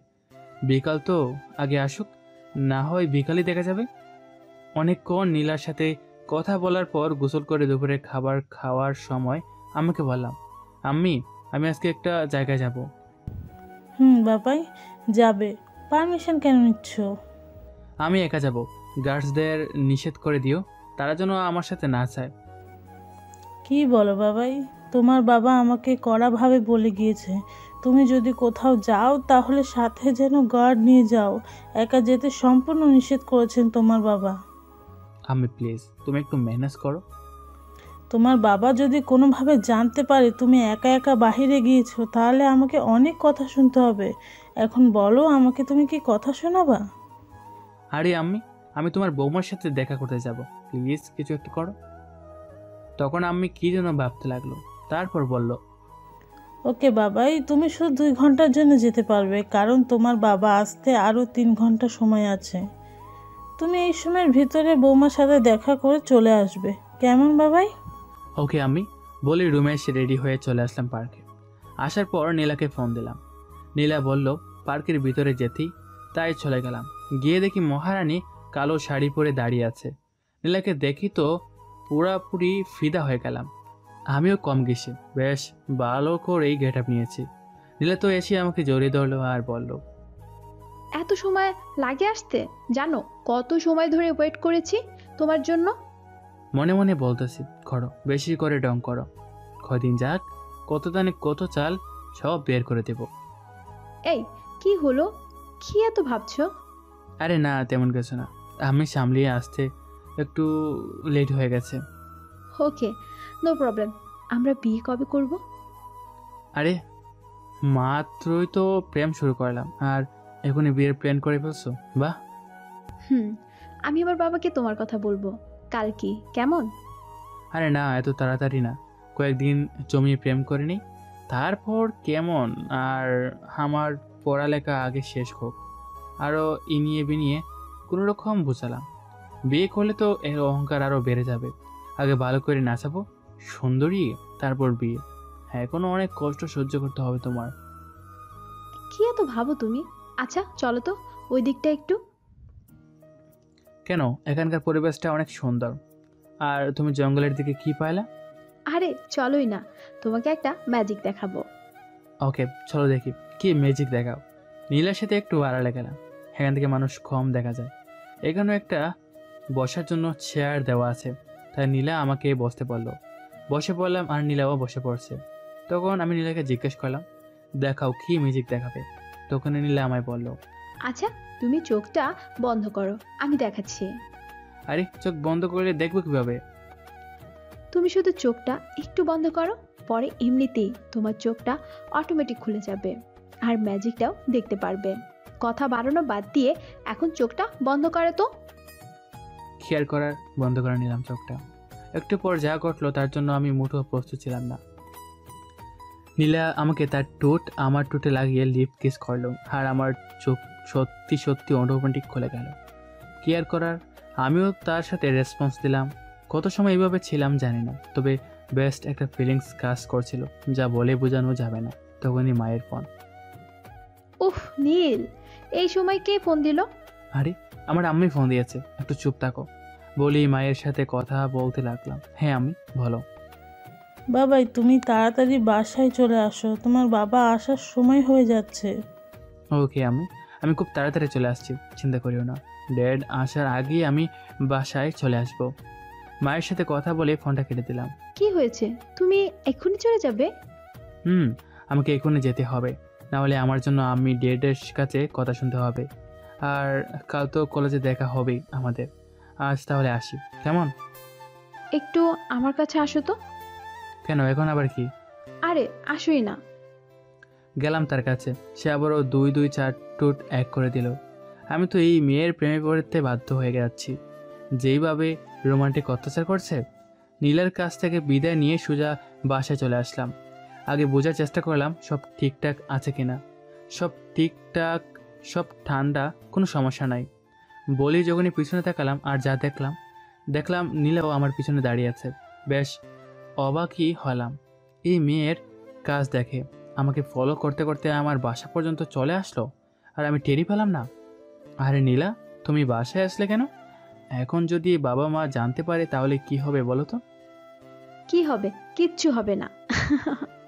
তোমার আম্মুকে বলবা যে আমি তোমার বউ।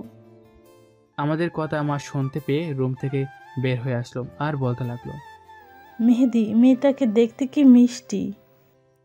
আসলে মা হেটাই নীলা, মানে তোমার বাড়ির বউ বলেই দিলাম একদর। আমি রুমে এসে ভাবতেছি কি সাংঘাতিক মেরে, ফলো করতে করতে বাসে চলে আসছে। তারপর ফোন নিয়ে ফেসবুক টিপাটিপি করতেছে। হঠাৎ আমার বউটারে খেয়ে নিল, মানে ফোন করে নিল।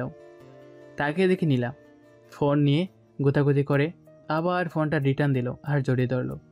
এই কী করতেছো? ছাড়ো। জড়াই ধরলো কেন? কেউ যদি চলে আসে তখন কি হবে? কি আর হবে, দেখে ফেলবে আর বিয়ে দিয়ে দিবে। বিয়ে পরে দেখা যাবে, তার আগে বলো তুমি আমাকে ফলো করতে করতে বাসে আসলে কেন? আমাকে বললেই পারতে, আমি নিয়ে আসতাম। নীলার দিকে তাকিয়ে দেখি মাথা নিচু করে আমাকে আর চোখে দেখছে। আমি জানি তুমি আনতা না বাসায়, তাই চলে আসছি। তো এত রাগ করার কি আছে? হ্যাঁ, এর মানে তুমি আমাকে ভালোই বাসো না। ভালো তো বাসি, বাট তোমার কপালে দুঃখ আছে। অহংকারটা দুলুই মিশিয়ে নি, তারপর নাও সত্যি ভালোবাসবো। এই কি এত ভাবাভাবি করছো? আমি ঠিক ধরেছিলাম তুমি আমাকে ভালোই বাসো না। আরে পাগলি, আমি তোমাকে অনেক ভালোবাসি। না, তুমি একটু ভালোবাসো না। ভালোবাসলে তো আর জড়িয়ে ধরি রাখতে না, একটু আদরও তো করতে। আদর কিভাবে করে? এ ন্যাকা, আদর কিভাবে করে জানে না? দাঁড়াও দেখাচ্ছি কিভাবে আদর করে। বলি মাথার চুল ধরে ঠাম দিয়ে চারটুট এক করে দিল। ব্যাস, কারেন্ট বয়ে গেল সারা শরীরে। কিছু সময় পর ছেড়ে দিয়ে দিল এক দৌড়। হয়তো আম্মির কাছে গেল। আমিও আম্মির রুমে গেলাম। গিয়ে দেখি আম্মির কোলে মাথা রেখে গল্প করতেছে আর আম্মি মাথায় হাত বুলিয়ে দিচ্ছে। জানো মামুনি, আমি না আমার আম্মুকে জন্মের পর দেখতেই পাইনি। তোমার মতো কেউ আমাকে এইভাবে মাথায় হাত বুলিয়ে দেয়নি। আরে পাগলি মেয়ে, আমার কে বলেছে তোর মা নেই? আমি তোর মা। মামুনি, তুমি মেহেদির সাথে আমাকে তাড়াতাড়ি বিয়ে দিয়ে দাও তো। আমি আর ওই বাড়িতে থাকবো না। জানো, বাবাও আমাকে ঠিকমতো সময় দেয় না, শুধু অফিস আর রাজনীতি নিয়ে ব্যস্ত থাকে। বাহ, বিয়ে করার এত শখ?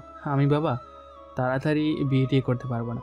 পড়াশোনা শেষ করব, আরও 3-4টা প্রেম করব, তারপর বিয়ে করব।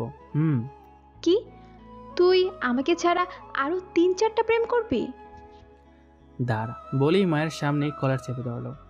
আরে ছাড়ো ছাড়ো, কি করতেছ? তুই শুধু আমার সাথে প্রেম করবি, আর কারোর সাথে প্রেম করতে পারবি না। এদিকে আম্মি তো হাসতে হাসতে গড়াগড়ি খাচ্ছে নীলার কাণ্ড দেখে। তখন নীলা আম্মিকে বলতে লাগলো, মামুনি তুমি হাসছো কেন? তুমি তোমার ছেলেকে কিচ্ছু বলছো না কেন? তখন আম্মি এসে আমার কান ধরে বলল, ওরে বাদুর ছেলে, মেয়েটাকে থাকা, আমি এখন গেলাম। বলি আমি চলে গেল। আর এইদিকে নীলা তো চোখের পানি নাকের পানি এক করে ফেলেছে, তাই আমিও লিপ কিস করে বসলাম। তখনই নীলার কান্না অফ করে দিয়ে চোখ বড় বড় করে ফেলল। আমি নীলাকে ছেড়ে দিয়ে তার দিকে তাকালাম। দেখি নীলার চোখে পানি আছে, কিন্তু লজ্জা পাচ্ছে। চোখের পানি মুছে দিয়ে বললাম, কি এখন বিশ্বাস হচ্ছে তো আমি তোমাকে ভালোবাসি? আর কোনো সময় ওসব কথা বলবে না কেমন? বললে কিন্তু তোমার খবর আছে। আমি নীলার কাঁধে হাত দিয়ে আলতো করে জড়িয়ে ধরে বললাম, আরে পাগলি, আমি তো মজা করে বলছি, তুমি একটু জেলাস ফিল করার জন্য। তবে রে বলেই মারতে লাগলো। আমিও মারের হাত থেকে বাঁচার জন্য দৌড় দিলাম। দৌড়ে বাইরে চলে আসলাম। আমি যখন দরজার বাইরে চলে আসছি তখন নীলা দরজার সামনে দৌড়ে আসছে। আর তখন ড্যাড অফিস থেকে বাসায় ফিরে রুমে যাচ্ছিল। ব্যাস, দুজনেই ধাক্কা খেয়ে দপাস করে পড়ে গেল। ড্যাড তো অবাকের চরম পর্যায়ে, আর নীলা মেঝেতে পড়ে চোখ বন্ধ করে ফেলে। চোখ বন্ধ অবস্থায় বলতে লাগলো, মেহেদির বাচ্চা, আজকে তোকে তো আমি একদম খুন করে ফেলবো। ও মা গো, আমার কোমরটা মনে হয় গেছে গো। আরে আরে মা, কান্না করছো কেন? কে তুমি মা? নীলা চোখ খুলে থেকে তার সামনে একজন মধ্যবয়সী লোক তাকে এইসব কথাগুলো বলছে। আর নীলা ব্যথা পেয়ে রাগের মাথায় বলল, আপনি কে? হ্যাঁ, আমার সামনে এসে বললেন? আমি তো দাঁড়াইতে পারছি না ব্যথায়। আল্লাহ গো, মরে গেলাম। নীলার এমন কথায় মেহেদির বাবার বেশ হাসি পাচ্ছে। তার কাছে মনে হচ্ছে মেয়েটা অনেক চঞ্চল। তখন মেহেদির বাবা কিছু একটা আন্দাজ করতে পারল, তাই বলল, আমি মেহেদির বাবা। ও, আপনি আমার শ্বশুর বাবা? আচ্ছা, এখন সরেন তো, আমি এখন আপনার ছেলেকে মারবো, আমাকে একটু টেনে তুলুন তো। কথাগুলো নিজের অজান্তেই বলে ফেলল। মেহেদির বাবা নীলার হাত ধরে টেনে তুলল।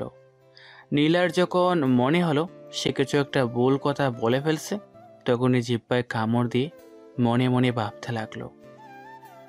এই রে, রাগের মাথায় কি বলে ফেললাম। মেহেদির বাবা নীলার এমন কাণ্ড দেখে একটু রাগী চোখে নীলার দিকে তাকালো। নীলা তার এমন চাহনি দেখে রীতিমতো বয়ে কাঁপাকাঁপি শুরু করে দিয়েছে। ওইদিকে মেহেদি তো নীলার এসব কাণ্ড দেখে হাসতে হাসতে গড়াগড়ি কাচ্ছে। এটা অবশ্য নীলার চোখ এড়ায়নি। তখনই মেহেদির বাবা একটা জোরে হাসি দিয়ে বলতে লাগলো, আরে ভয় পাচ্ছ নাকি তুমি? অনেক, আমি এসব কথা ভুলে বলে ফেলেছি। কোনো সমস্যা নাই মা, আয় আমার কাছে আয়, চল দুজনে মিলে মেহেদিকে মারি। কি সত্যি আপনিও ওই কুত্তাটাকে মারবেন? চলেন চলেন আঙ্কেল। নীলার যখন মনে হলো সে লাফাচ্ছে, তখনই লাফানো থামিয়ে অনেক লজ্জা পায়। লজ্জার কারণে মাথায় তুলতে পারছে না। যখনই মেহেদি শুনল তাকে মারার জন্য তার বাবাও আছে, তখন আর মেহেদিকে পায়কে এক দৌড়ে নিজের রুমে আর এসে দরজা লাগিয়ে দিল। এইসব কাণ্ড আবার মেহেদির মা রান্নাঘরের দরজার সামনে থেকে দেখছিল আর মুস্কি মুস্কি হাসছিল। মেয়েটা আমার ছেলের বড় হলে কি হবে, চাল চলন একদম বাচ্চাদের মতো। আরে দেখো মেয়ের কাণ্ড, লজ্জা পাচ্ছ কেন? আমি তো তোমারই বাবারই মতো। আর বাবার মতো কি, তুমি তো আমারই মেয়ে, বুঝলে? বাবার সামনে কেউ লজ্জা পায়? সন্তান সবসময় বাবার কাছে বাচ্চাই থাকে, বুঝলে? আচ্ছা, তুমি বাদরটাকে জ্বালিয়ে আসো, আমি ফ্রেশ হয়ে আসি, কেমন? বলেই মেহেদির বাবা ফ্রেশ হতে চলে গেল। দাঁড়া লাল বাদর, কুত্তা হনুমান, আমায় লজ্জা ফেলা তোকে তো আমি। বলে মেহেদির রুমের দিকে পা বাড়ালো। একা একা পথে পূর্ণিমা রাতে চাঁদ উঠেছে গগনে। নাচতে নাচতে গানটা গাচ্ছিলাম, তখনই দরজার বাহিরে চিল্লাচিল্লি শুরু হয়ে গেল। এখন রাত না আর পূর্ণিমাও না, তুই আগে দরজাটা খোল। হ্যাঁ হ্যাঁ, দরজা খুলি, আর আমার ওপর জর্জুটা বয়ে যাক, তাই না? না, কিচ্ছু করবো না বাবু, দরজাটা খোলো প্লিজ। কিরে, হঠাৎ শান্ত হয়ে গেলেও কেমনে? গর্ব লাগছে বিষয়টা। এই বাবু খোলো না, সোনা ময়না টিয়া, দরজাটা খোলো। নীলা, তুমি ঠিক আছে তো? খুলবা নাকি? তুমি মনে করছো আমি তোমার ছাল বুঝবো না? হ্যাঁ হ্যাঁ, আমি দরজা খুলি আর তুমি আমায় বর্তা বানাও। শোনো, দরজা খোলাখুলি। তোরে খালি হাতের কাছে পাই একবার, লাল বান্দর। আজকে আমি আর বাসায় যাবো না, তোকে মেরে তারপর বাসায় যাবো। কথাগুলো বলে রাগে গস গস করতে নিচে নেমে গেল। ওরে আল্লাহ, এই মায়া বলে কি এতে নাকি আজকে বাসায় যাবে না। আমার কপালটার উপর এমন ঠাড়া কেন ফালাইলে আল্লাহ? এসব ভাবতেছি তখনই আম্মের ডাক। কি আর, আম্মি ডাকে নিচে তো যেতেই হবে। মা, নিচে গিয়ে দেখি আম্মি ম্যাডামকে খাওয়াই দিতেছে আর মহারানী রাক্ষসীর মতো কাঁদছে। আরে মজা করলাম। নীলা যখন খায় তখন একেবারে বাচ্চা মেয়েদের মতো লাগে। আম্মি ডাকলেন কেন? নীলা নাকি আজ বাসায় যাবে না। তো আমি কি করব? কি করবি মানে? তোর পাশের রুমটা পরিষ্কার করে দে। হোয়াট? আম্মি, তুমি এসব কি বলছো? আমি পরিষ্কার করব? তাও আবার রুম? এত সার্ভেন্ট থাকতে আমি? যা, তুই করবি, যা, কাজে লেগে পড়। নীলার দিকে তাকিয়ে দেখি মুস্কি একটা বেটকি সাথে চোখ মারলো। বুঝলেন না তো, কাজটা এই মেয়ের, আমায় দিল ভাসিয়ে। কি রে, এমন হ্যাবলার মতো দাঁড়িয়ে আছিস কেন? যা, কাজে লেগে পড়। কি আর করার, অতি দুঃখ আর কষ্ট নিয়ে রুমটা গুছাতে গেলাম। কাজ করছি, এমন সময় নীলা আর দুজন সার্ভেন্ট আসলো। আহারে, আমার বরটা আমার জন্য এত কষ্ট করছে, থাক আর কষ্ট করা লাগবে না। তুমি যদি রুমটা গোছাও তাহলে আর আমার ঘুমানোই লাগবে না। বলেই আমার সামনে এসে দাঁড়ালো। আর আমাকে দেখি তার মুখটা কালো হয়ে গেল, কারণ অনেক ঘেমে গেছি, সাথে মুখে ময়লা। আমার মুখটা বাজে একটা অবস্থা হয়ে গেছে। আরে তোমার রুম পরিষ্কার করতে বলছে দেখে তুমি তাই করবা নাকি? হ্যাঁ হুম, ওটা তো আমি মামুনিকে মজা করে বলতেছিলাম। আমি চুপ। আসো আমার সাথে। কি অবস্থা করে ফেলেছো ফেস্টার। বলি হাত ধরে আমার রুমে নিয়ে আসলো আর ওয়াশরুমে ঢুকিয়ে দিল। আমি ওয়াশরুমের দরজার সামনে দাঁড়িয়ে আছি, তখন নীলা আমার শার্ট আর প্যান্ট এনে আমার হাতে ধরিয়ে দিল। আমি দাঁড়িয়ে আছি দেখে বলতে লাগলো, কি হলো, দাঁড়িয়ে আছো কেন? ফ্রেশ হয়ে নাও। আমি কোনো কথা না বলে দরজাটা জোর করে লাগিয়ে দিলাম। এই রে, মনে হচ্ছে বেশ রেগে গেছে। সমস্যা নেই, ফ্রেশ হয়ে বের হোক, এক ডোজ দিয়ে রাখবো আর উধাও হয়ে যাব। ফ্রেশ হয়ে বের হলাম, কিন্তু নীলাকে দেখতে পাচ্ছি না। যাক, এখন একটু রিল্যাক্সে ঘুম দেব। বেডের ওপর শুয়ে পড়লাম। চোখটা বুঝতে না বুঝতেই শরীরের ওপর 50 কেজি ওজনের তুলার বস্তা পড়লো মনে হচ্ছে। কিন্তু চোখ খোলার আগেই ঠোঁটে কোমল কিছু স্পর্শ পেলাম। এক চোখ খুলে দেখি নীলা আমার ওপর শুয়ে আমাকে কিস করতেছে। আমি রেসপন্স দিচ্ছি না দেখে মাথা উঁচু করে আমায় বলতে লাগলো, এই মেহেদি, আমি জানি তুমি ঘুমাওনি। দেখো, কিস না করলে কিন্তু এই সবও করে ফেলবো বিয়ের আগে, পরে আবার আমায় দোষ দিতে পারবা না। নীলার এমন কথা শুনে নীলাকে কাঠের উপর ফেলে দিয়ে দৌড় ফুরিয়ে উঠে পড়লাম আর বললাম, আরে তুমি তো আসলে একটা লুচ্ছু মেয়ে। হ্যাঁ হ্যাঁ, আসো আসো, কাছে আসো। লুচ্চামির দেখছো কি, এখনই বাসরটাও সেরে ফেলি। বলি আমার দিকে এগিয়ে আসছে। এই তুমি ওখানে দেখো, আর এগোবে না বলে দিলাম। এক দৌড়। নীলা তো হাসতে হাসতে বেডে গড়াগড়ি কাচ্ছে। নীলার জন্য যেই রুমটা ঠিক করা হয়েছে আমি এসে দরজা লাগিয়ে দিই, শুয়ে পড়লাম সেই রুমে। কিছু সময় পর দরজায় ঠক ঠক আওয়াজ হতে লাগলো। কি রে মেহেদি বাবাই, তুই এই রুমে কেন শুয়েছিস? আমি তোমার বৌমারে জিজ্ঞেস করো। দরকার নেই জিজ্ঞেস করার। বাবাই তুই তোর রুমে গিয়ে ঘুমিয়ে পড়, বের হ তাড়াতাড়ি, নীলা ঘুমাবে। আরে আম্মি, তোমরা মা মেয়ে মিলে কি আমার শান্তি দিবে না নাকি? বলেই দরজা খুলে দেখি মায়ের পাশে নীলা দাঁড়িয়ে আঙ্গুলের খামড় দিয়ে মিটমিট করে হাসছে। যা বাবা, এরকম হাসি দেখে তো ফিদা হয়ে গেলাম। আমি যে নীলাকে দেখে বাস টুকু ক্রাশ খেয়েছি তা বুঝতে না দিয়ে রাগে চোখে তাকিয়ে আমার রুমে চলে আসলাম। রুমে এসে রিল্যাক্সে গা এলিয়ে দিলাম বেডে, সাথে সাথে ঘুমিয়ে গেলাম। রাত প্রায় 3টার দিকে মানে 1 নম্বর পেয়ে ঘুমটা ভেঙে যায়। তখন খেয়াল করলাম কে যেন আমায় খুব শক্ত করে জড়িয়ে ধরে খুব শান্তিতে ঘুমিয়েছে। আমার আর বুঝতে বাকি নেই কে হতে পারে। নীলাকে হাত দিয়ে সরাতে চেষ্টা করছে, কিন্তু মহারানী আমায় আরো শক্ত করে জড়িয়ে ধরেছে। এদিকে আমার আবার সেই লেভেলের চাপ ধরেছে।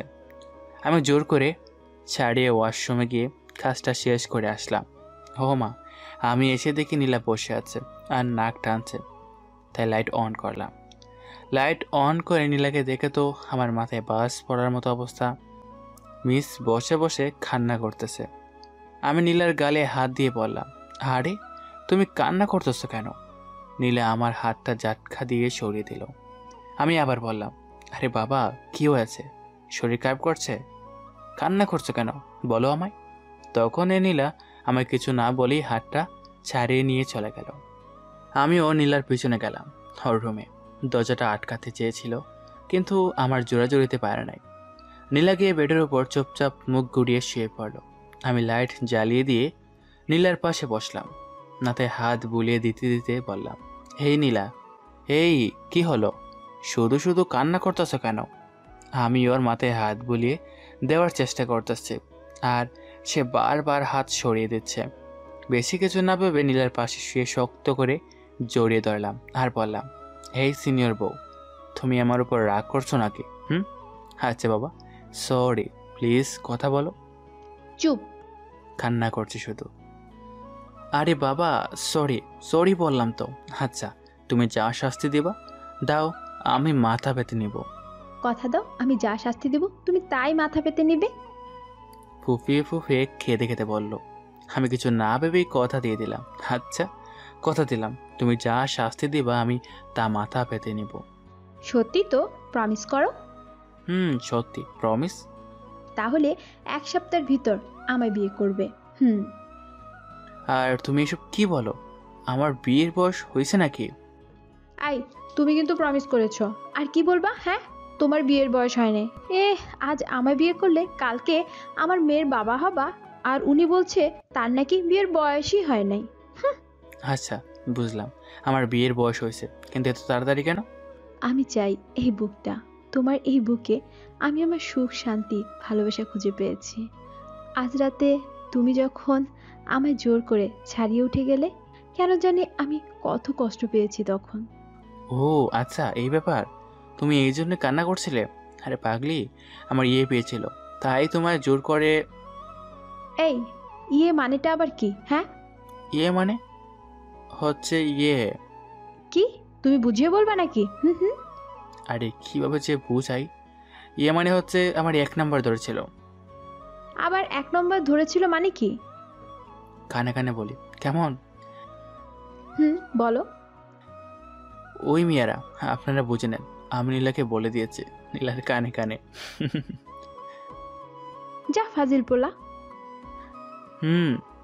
তুমি কিন্তু আমায় কথা দিয়েছো বিয়ে করবা, আর 1 সপ্তাহের ভিতর।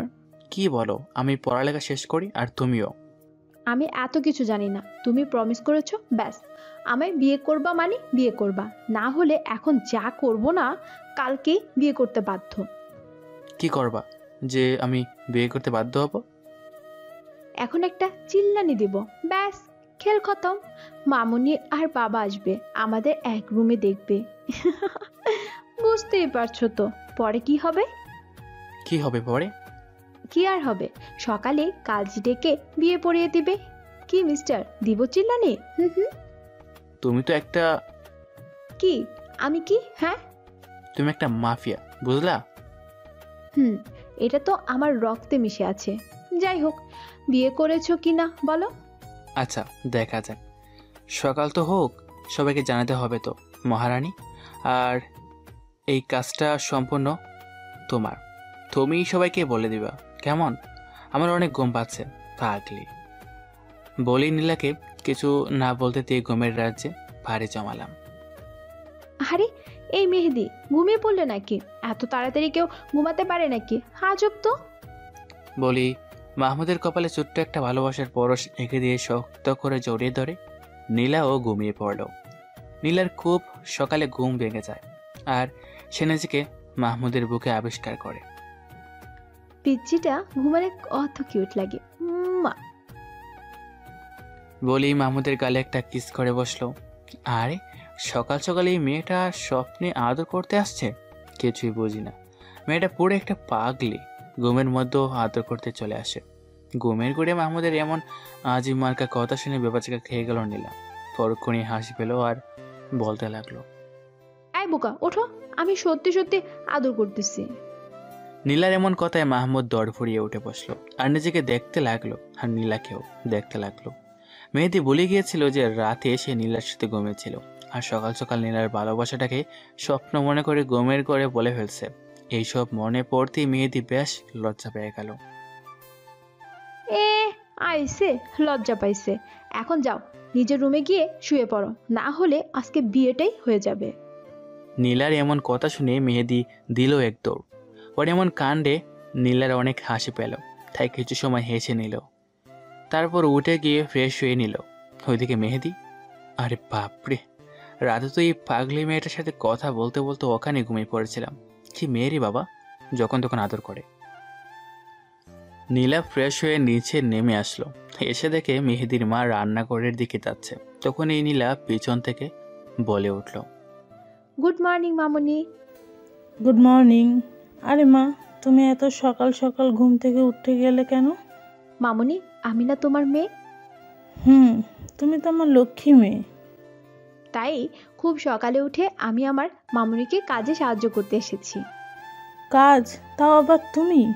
মামুনি, তুমি ভাবলে কি করে আমি তোমাকে কাজ করতে দিব?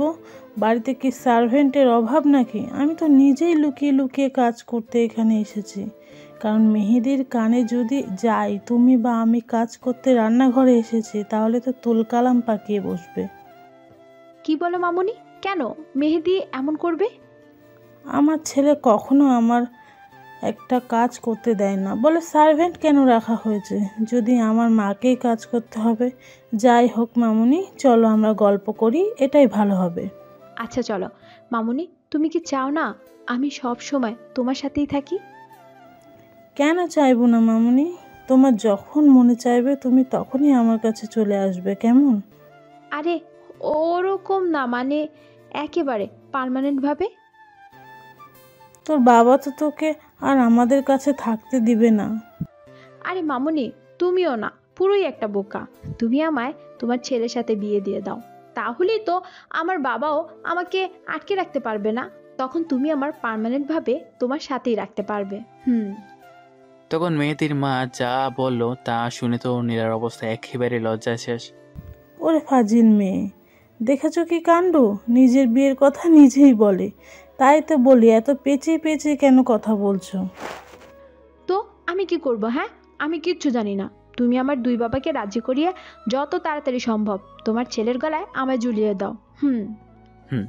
আজকে মেহেদি আর নীলার বিয়ে খুব জাঁকজমকভাবে তাদের বিয়েটা হচ্ছে। দুই পরিবারের সম্মতিতে বিয়েটা সম্পূর্ণ হলো। এখন নীলাকে নিয়ে ফিরার পালা। নীলা তার বাবার কাছ থেকে বিদায় নেওয়ার সময় একটুও কান্না করে নাই, কিন্তু নীলার বাবা বেশ কান্না করেছে। নীলার অনেকটাই রাগ ছিল তার বাবার ওপর। কারণটা হচ্ছে নীলার বাবা সবসময় রাজনীতি আর অফিস নিয়ে ব্যস্ত হয়ে থাকত। নীলাকে তেমন সময় দিতে পারতো না, তাই নীলার তেমন কষ্ট হয়নি তার বাবাকে ছেড়ে মেহেদির সাথে তার বাড়িতে আসতে। বরং নীলার আরও অনেক বেশি ভালো লাগছিল যে সে তার প্রিয় মানুষটাকে পেয়েছে, সাথে মা বাবারও একটা পরিবার যেখানে থাকবে না কোনো একাকিত্ব, পাবে শুধুই ভালোবাসা, পাবে মা বাবার আদর। এটা ভাবতে নীলার যেন আনন্দের শেষ হচ্ছে না। যাই হোক, নীলা এখন ছাদে বসে বসে আড্ডা দিচ্ছে সাব্বিরসহ আরও কয়েকজন বন্ধুকে নিয়ে। আড্ডা দিতে দিতে কখন যে গড়ির কাঁটাটা 12টায় পৌঁছেছে সেটা মেহেদির খেয়াল ছিল না। হঠাৎ করে মেহেদি বাদে বাকি সবার উপর ঝড় বইতে লাগলো। বুঝলেন না তো? দাঁড়ান বুঝিয়ে বলি। হয়েছে কি, ওরা যখন আড্ডায় ব্যস্ত তখনই নীলা এসে সবগুলারে লাঠি দিয়ে পিটাতে লাগলো, শুধু মেহেদিকে বাদে। তাই সাব্বির নীলাকে বলল, আরে আপু কি করছো, এইভাবে মারছো কেন? আয় বাদু ছেলে, আপুকে হ্যাঁ ভাবি বলবি, বুঝলি? আর বললি মারছিস কেন? মারবো না তো কি করব?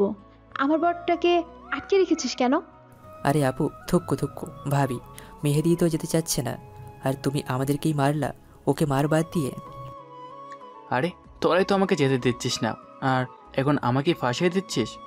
হয়েছে হয়েছে, আমি সব জানি, তাই আমার পিচ্চি বরটাকে না মেরে এই বাদরগুলোরে মারছি। দেখো দেখো নিজের স্বামীর উপর কি দরদ। আই, আমার স্বামীর উপর দরদ দেখাবো না তো কার উপর দরদ দেখাবো? তোরা সবগুলো এক্ষুনি ছাদ থেকে নাম বলছি। নীলার দমকানিতে সবগুলো হাওয়া হয়ে গেছে। তখনই নীলা গিয়ে ছাদের দরজাটা লাগিয়ে দিয়ে এসে মেহেদির কলার চেপে ধরে বলতে লাগলো, আই আই হারামি লাল কুত্তা, তুই আমাকে বাসর ঘরে রেখে এসে এখানে এই বাদরগুলোর সাথে আড্ডা দিচ্ছিস? হ্যাঁ সরি বাবা, আমি তো যেতেই যাচ্ছিলাম, ওরাই তো। হয়েছে হয়েছে, আর সাধু সাজা লাগবে না, চলো দোলনায় বসি। নীলা দোলনায় বসে মেহেদির কাঁধে মাথা রেখে বলতে লাগলো, এই পিচ্ছি, জানো আমি এই রাতটা নিয়ে কত স্বপ্ন দেখেছিলাম, অবশেষে আমার স্বপ্নটা তুমি পূরণ করে দিলে। আমার আর এই জীবনে কিচ্ছু চাই না, শুধু তোমার বুকের মধ্যখানে একটু জায়গা দিও। আর প্লিজ তুমি কখনো আমাকে ছেড়ে চলে যেও না, তুমিহীনা আমি বড্ডই একা। তোমাকে ছাড়া যে এই নীলা শূন্য, আমি বাঁচবো না তোমাকে ছাড়া। আমি নীলাকে শক্ত করে আমার বাহুর সাথে মিশিয়ে নিলাম। আরে পাগলি, তোমাকে ছাড়া আমি কোথাও যাব না, এই আমি কথা দিলাম। শুধু তুমি আমায় তোমার ভালোবাসার চাদরে মুড়িয়ে রেখো। মেহেদি, আমার একটা ইচ্ছে আছে, তুমি আমার ইচ্ছেটা পূরণ করবে না? কেন করব না? তুমি শুধু বলেই দেখো, তোমার কোনো ইচ্ছে আমি অপূর্ণ রাখবো না, শুধু একবার বলো। এই ইচ্ছেটা বললে পূরণ হবে না, কাজ করে পূরণ করতে হবে। নীলা কথাটা বলে লজ্জা পেয়ে মেয়েদের বুকে মুখ লুকালো। আরে কি এমন ইচ্ছা যে কাজ করে পূরণ করতে হবে? আরে তুমি এত লজ্জাই বা পাচ্ছ কেন? হ্যাঁ দেখো, সিনিয়র বউটার লজ্জা একেবারে লাল হয়ে যাচ্ছে। আই বোকা ছেলে, তুমি কিচ্ছুই বোঝো না নাকি? আমার একটা ঠিক তোমার মতোই আরেকটা মেহেদি চাই, যে কি না তার ছোট্ট ছোট্ট হাত দিয়ে আমার আর তোমার সাথে খেলা করবে, পুরো বাড়িটা মাতিয়ে রাখবে। তাই তো বললাম, বলো এই ইচ্ছেটা পূরণ হবে না? এবার নীলা এই কথাটা বলাতে লজ্জায় মেহেদির বুকের সাথে মিশে যাবে যাবে অবস্থা। বুঝতে পারলাম, তাহলে তো অনেক কষ্ট করতে হবে, তাই না? যা দুষ্ট কথা, আর তোমার মুখে কিছুই আটকায় না। আরে আটকাবে কেন? আমি তো আমার বউকেই বলছি, অন্য কাউকে তো বলছি না। বলছো বলছো, তুমি আমার পাঠক পাঠিকার সামনেই তো বললে। আরে তাই তো বলেই গেছি। যাই হোক, আজ রাতটা কি এখানেই কাটাবে নাকি? আর একটু থাকি না এখানে, অনেক ভালো লাগছে।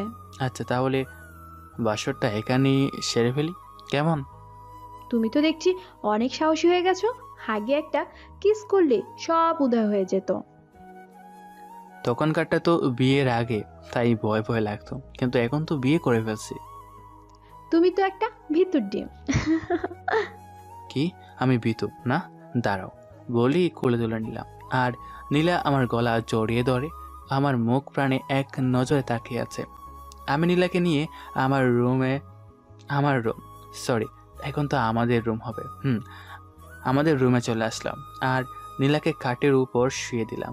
তখনই নীলা বলল, আয় দাঁড়াও, আগে কিছু হবে না, যাও ওয়াশরুম থেকে উজু করে আসো। আমাদের নতুন জীবনে পা দেওয়ার আগে শুকরিয়া আদায়ের জন্য 2 রাকাত নফল নামাজ পড়ব। আচ্ছা। আমিও নীলার কথা মতো ওয়াশরুম থেকে উজু করে এসে দেখি নীলা 2টা জায়নামাজ ফ্লোরে বিছিয়ে রেখেছে, আর নীলাও উজু করে আসলো, আর আমরা 2 রাকাত নফল নামাজ আদায় করে মহান রাব্বুল আলামিনের দরবারে দোয়া করলাম। আর নীলা গিয়ে বেডের উপর বসে পড়লো, আমিও গিয়ে ডিরেক্ট শুয়ে পড়লাম, কিছু না বলি। আসলে নীলাকে রাগানোর জন্য এটা করা। হায় আল্লাহ, শুয়ে পড়ে মনে হয় অনেক বড় ভুল করলাম। আয় শালা লাল বান্দর, হনুমান, কানা বিড়াল, ল্যাংড়া কুত্তা, তুই শুয়ে পড়লি কেন? তোর সাহস তো কম না? হ্যাঁ আরে আরে কি করছো কি? কলারটা ছাড়ো, গলায় ব্যথা পাচ্ছে। ইতিমধ্যে নীলার চোখের কোণায় পানি চলে আসছে। নীলা আমার কলারটা ছেড়ে দিয়ে উল্টা পাশ হয়ে শুয়ে পড়লো। আমি বেশ ভালো করে বুঝতে পারছি যে নীলা কান্না করছে। আমি নীলাকে পেছন থেকে জড়িয়ে ধরে বললাম, এই সিনিয়র বউ, রাগ করছো? কোন কথা বলছো না যে, শুধু নাক টানছে। সরি, আমার ভুল হয়ে গেছে, প্লিজ জান্নাতের আম্মু, কান্না করিও না। চুপ। আই কুত্তা, জান্নাতটা আবার কে? হ্যাঁ আরে বাবা, তুমি শুধু রেগে যাচ্ছ। জান্নাত তো হচ্ছে আমাদের মেয়ের নাম, আমাদের একটা মেয়ে হবে, তার নাম রাখবো জান্নাত। না, আমাদের মেয়ে হবে না, আমাদের তো তোমার মতো একটা গুলুমুলু কিউটের ডিব্বা একটা ছেলে হবে। আরে না, আমাদের একটা মেয়ে হবে, দেখো। না, আমার মেয়ে চাই না, ছেলে চাই, ছেলে ছেলে ছেলে। আচ্ছা বাবা, সেটা তো আরো অনেক দেরি আছে, তাই না? তাদেরকে আনার জন্য তো একটা মিশনে নামতে হবে, আর মিশনটা কমপ্লিট করতে অনেক কষ্ট করতে হবে, তাই না? এই যা ফাজিল পোলা, আমার কিন্তু এখন অনেক লজ্জা করছে। আচ্ছা, তাহলে তো আমার সিনিয়র বউটার লজ্জা ভেঙে দিতে হয়।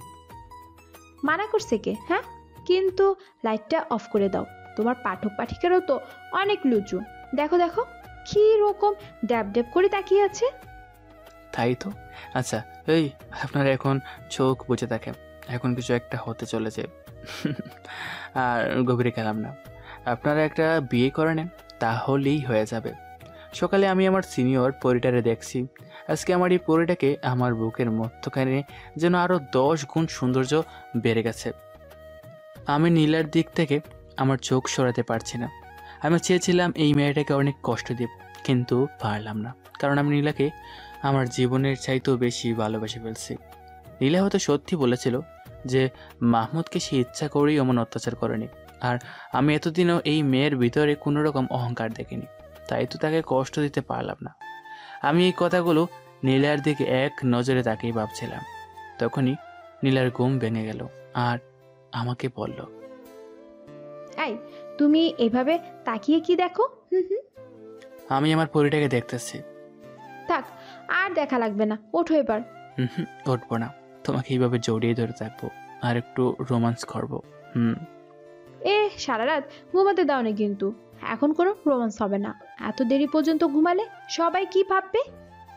ইতিমধ্যে আমি নীলার গাড়ে আমার মুখ ডুবিয়ে দিয়েছি, আর নীলা আমার স্পর্শে কেঁপে উঠছে। আই মেহেদি, ছাড়ো না, এখন আর দুষ্টমি করা চলবে না। আমি আমার বউয়ের সাথে দুষ্টমি করব, তাতে তোমার কি? হ্যাঁ, নীলাকে কথা বলতে না দিয়ে চার টুট এক করে দিলাম। প্রথমে ছাড়ানোর চেষ্টা করছিল, কিন্তু পরে আমার সাথে না পেরে নীলাও রেসপন্স দিতে লাগলো। পরে আর কি, হারিয়ে গেলাম ভালোবাসার এক মহাসমুদ্রে। নীলা আর আমার জীবন সুখের মধ্যে কাটছিল। নীলাও কলেজে যেত, আমিও কলেজে যেতাম, আর টুকটাক বাবার অফিস দেখাশোনা করতাম। কিন্তু আমার মনের মাঝে একটা কথা বারবার নাড়াচাড়া করত, সেটা হলো মাঝে মাঝে নীলা আমাকে মাহমুদ বলে ডাকে। বিয়ের আগে থেকে সাব্বিরও আমাকে মাহমুদ বলে ডাকতো।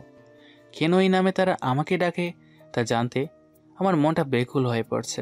তাই একদিন রাতে নীলাকে জড়িয়ে ধরে বললাম, নীলা, তোমাকে একটা কথা বলি, কেমন? তুমি আমার কথার উত্তরটা ঠিকঠাক দিবে, প্রমিস করো। আরে আরে বাবা, কি বলতে হবে তাই বলো। আমি কি কখনো তোমার কাছ থেকে কিছু লুকিয়েছি? বলো। কিছু লুকাওনি, কিন্তু আজকে লুকাতে পারো। তাই বলছি, যা বলবো তার সঠিক উত্তর দিতে হবে, প্রমিস করো। আচ্ছা শোনা, বলো কি উত্তর তোমার চাই, আমি সব বলবো, প্রমিস। আচ্ছা, আমার কি আর কি কোনো নাম আছে, বা আমার কি অন্য কোনো পরিচয় আছে? আরে মেহেদি, কি বলছো আবল তাবল? চলো আমরা গল্প করি, সেটাই ভালো হবে। উফ নীলা, আমার কথাটা এড়িয়ে যাচ্ছ কেন? আমার তো নিজেকেই সন্দেহ হচ্ছে যে আমি কে, কারণ আমার সব কিছু মনে নেই। মাত্র এত থেকে 2 বছরের কিছু কথা মনে আছে। আমার মনে হয় আমার আরও একটা পরিচয় আছে। তাই বলছি, প্লিজ কথা না করে সত্যি বলো, আমি কে, কি আমার পরিচয়? তুমি কিন্তু আমায় কথা দিয়েছো যে আমি যা জানতে চাইবো তুমি সব বলবে। আমার এরকম কথা শুনে নীলা বাধ্য হয়ে সব বলতে লাগলো। আমি নীলার কথা শুনিয়ে নীলাকে বললাম, ছি নীলা, তুমি এতটা নিয়ে, আচ্ছা আমি তোমার জীবন থেকে সরে যাব খুব তাড়াতাড়ি, তুমি চিন্তা করিও না। মেহেদি, তুমি আমাকে ভুল বুঝতেছো, আমি সত্যি। আমি আর নীলাকে কিছু বলতে না দিয়ে অন্য রুমে গিয়ে শুয়ে পড়লাম। নীলার দরজার সামনে এসে অনেকক্ষণ যাবত ডাকাডাকি করতে করতে কান্না করে দিল, আর তারপরও দরজা না খুলে ঘুমিয়ে পড়লাম। সকালে দরজা খুলে দেখি নীলা দরজার সামনে ঘুমিয়ে আছে। আমি নীলাকে কুলে তুলে বেডে শুয়ে দিয়ে ফ্রেশ হয়ে কারোর সাথে কোনো কথা না বলে অফিসে চলে আসলাম। অফিসের কাজ শেষ করে রাতে বাড়ি ফিরছি। রাস্তাটা বেশ ফাঁকা, কিন্তু হঠাৎ করে একটা ট্রাক এসে আমার গাড়ির সাথে অনেক জোরে ধাক্কা দিল। হসপিটালের বেডে শুয়ে রাখা হয়েছে একটা নিতর দেহ। দেহটা আর কারণ না, এই মৃত মানুষটা হচ্ছে মাহমুদ ওরফে মেহেদি। মেহেদির পরিবারের সবাই এখন হসপিটালের সাথে, নীলাও আছে। লাশের পাশে দাঁড়িয়ে দাঁড়িয়ে কান্না করছে। মিস্টার আলমগীর মানে মেহেদির বাবা আপন ছেলে না, কিন্তু মেহেদিকে তিনি তার নিজের জীবনের চেয়েও ভালোবাসতেন। আর শাহানা বেগম মানে মেহেদির মা, সে তো এখন বেহুশ অবস্থায় আছে। ছেলের মৃত্যুর কথা শুনে সাথে সাথে হার্ট অ্যাটাক করে ফেলে। এই নীলার করুণ অবস্থা। সে চুপচাপ মাহমুদের পাশে দাঁড়িয়েছিল। সহ্য করতে না পেরে মাহমুদকে জড়িয়ে ধরে কান্না ভেঙে পড়ছে আর বলছে, এই মাহমুদ, কথা বলো প্লিজ। তুমি আমার সাথে মজা করছো তাই না? দেখো মাহমুদ, আমি সত্যি বলছি, কলেজে তোমার সাথে রুট ব্যবহার করেছি যখন, তখন আমি নিজের মধ্যেই ছিলাম না। আমার না তখন শুধুই রাগ হতো তোমাকে দেখলে, কিন্তু কখন যে তোমায় ভালোবেসে ফেলেছি তা বুঝতেই পারলাম না। আমি নিজেই জানতাম না। তাই তো তুমি যখন 6 মাস কলেজে আসোনি, তখন মনে হতো আমি মরেই যাব। জানো মাহমুদ, 6 মাস পর তোমাকে আবার যখন কলেজে দেখেছি, তখন আমার চেয়ে আর বেশি খুশি কেউ হয়নি। জানো মাহমুদ, আমি তোমার সন্তানের মা হতে চলেছি। কালকে যখন অতীতের কথাগুলো তোমায় বললাম, তখন বলতে চেয়েছিলাম, আমি জানতাম তুমি আমাদের বাচ্চার কথা শুনলে আমার উপরে রেগে থাকতে পারবে না, কিন্তু তুমি আমাকে বলার সুযোগটাই দিলে না। বেঈমানের মতো আমাকে একা করে চলে গেলে। মাহমুদ, তুমি এখন মজা বাদ দাও, প্লিজ ওঠো না। হেই, আমার সাথে ঝগড়া করতে যে আমাদের মেয়ে হবে। দেখো, আমি আর তোমার সাথে কোনো ঝগড়া করব না, আমাদের মেয়ে বাবুই হবে। যাও, তুমি জিতে গেছো, আমি তোমাকে জিতিয়ে দিয়েছি। সব সময় তো আমাকে জিতিয়ে দিতে, এবার তোমাকে জিতিয়ে দিলাম। তারপরও তুমি ওঠো প্লিজ, আর ঘুমিয়ে থেকো না, ওঠো। এই, ওঠো না। কিন্তু নীলাকে মাহমুদ ভুল প্রমাণিত করে দিয়ে চলে গেল না ফেরার দেশে। তাই বলে কি, প্রিয়, তোমাকে যে ভালোবাসে তাকে কখনো অবহেলা করো না। হয়তো তোমার অবহেলাটা সে সহ্য না করতে পেরে চলে যেতে পারে না ফেরার দেশে। আরে আরে, শুনেন, এটা তো ছিল যারা স্যাড এন্ডিং পছন্দ করেন তাদের জন্য, গল্পটার সাথে থাকার জন্য অনেক অনেক ধন্যবাদ। আর হ্যাঁ, সবাই আমার জন্য একটু দোয়া করবেন, কেমন? ধন্যবাদ সবাইকে। আল্লাহ হাফেজ।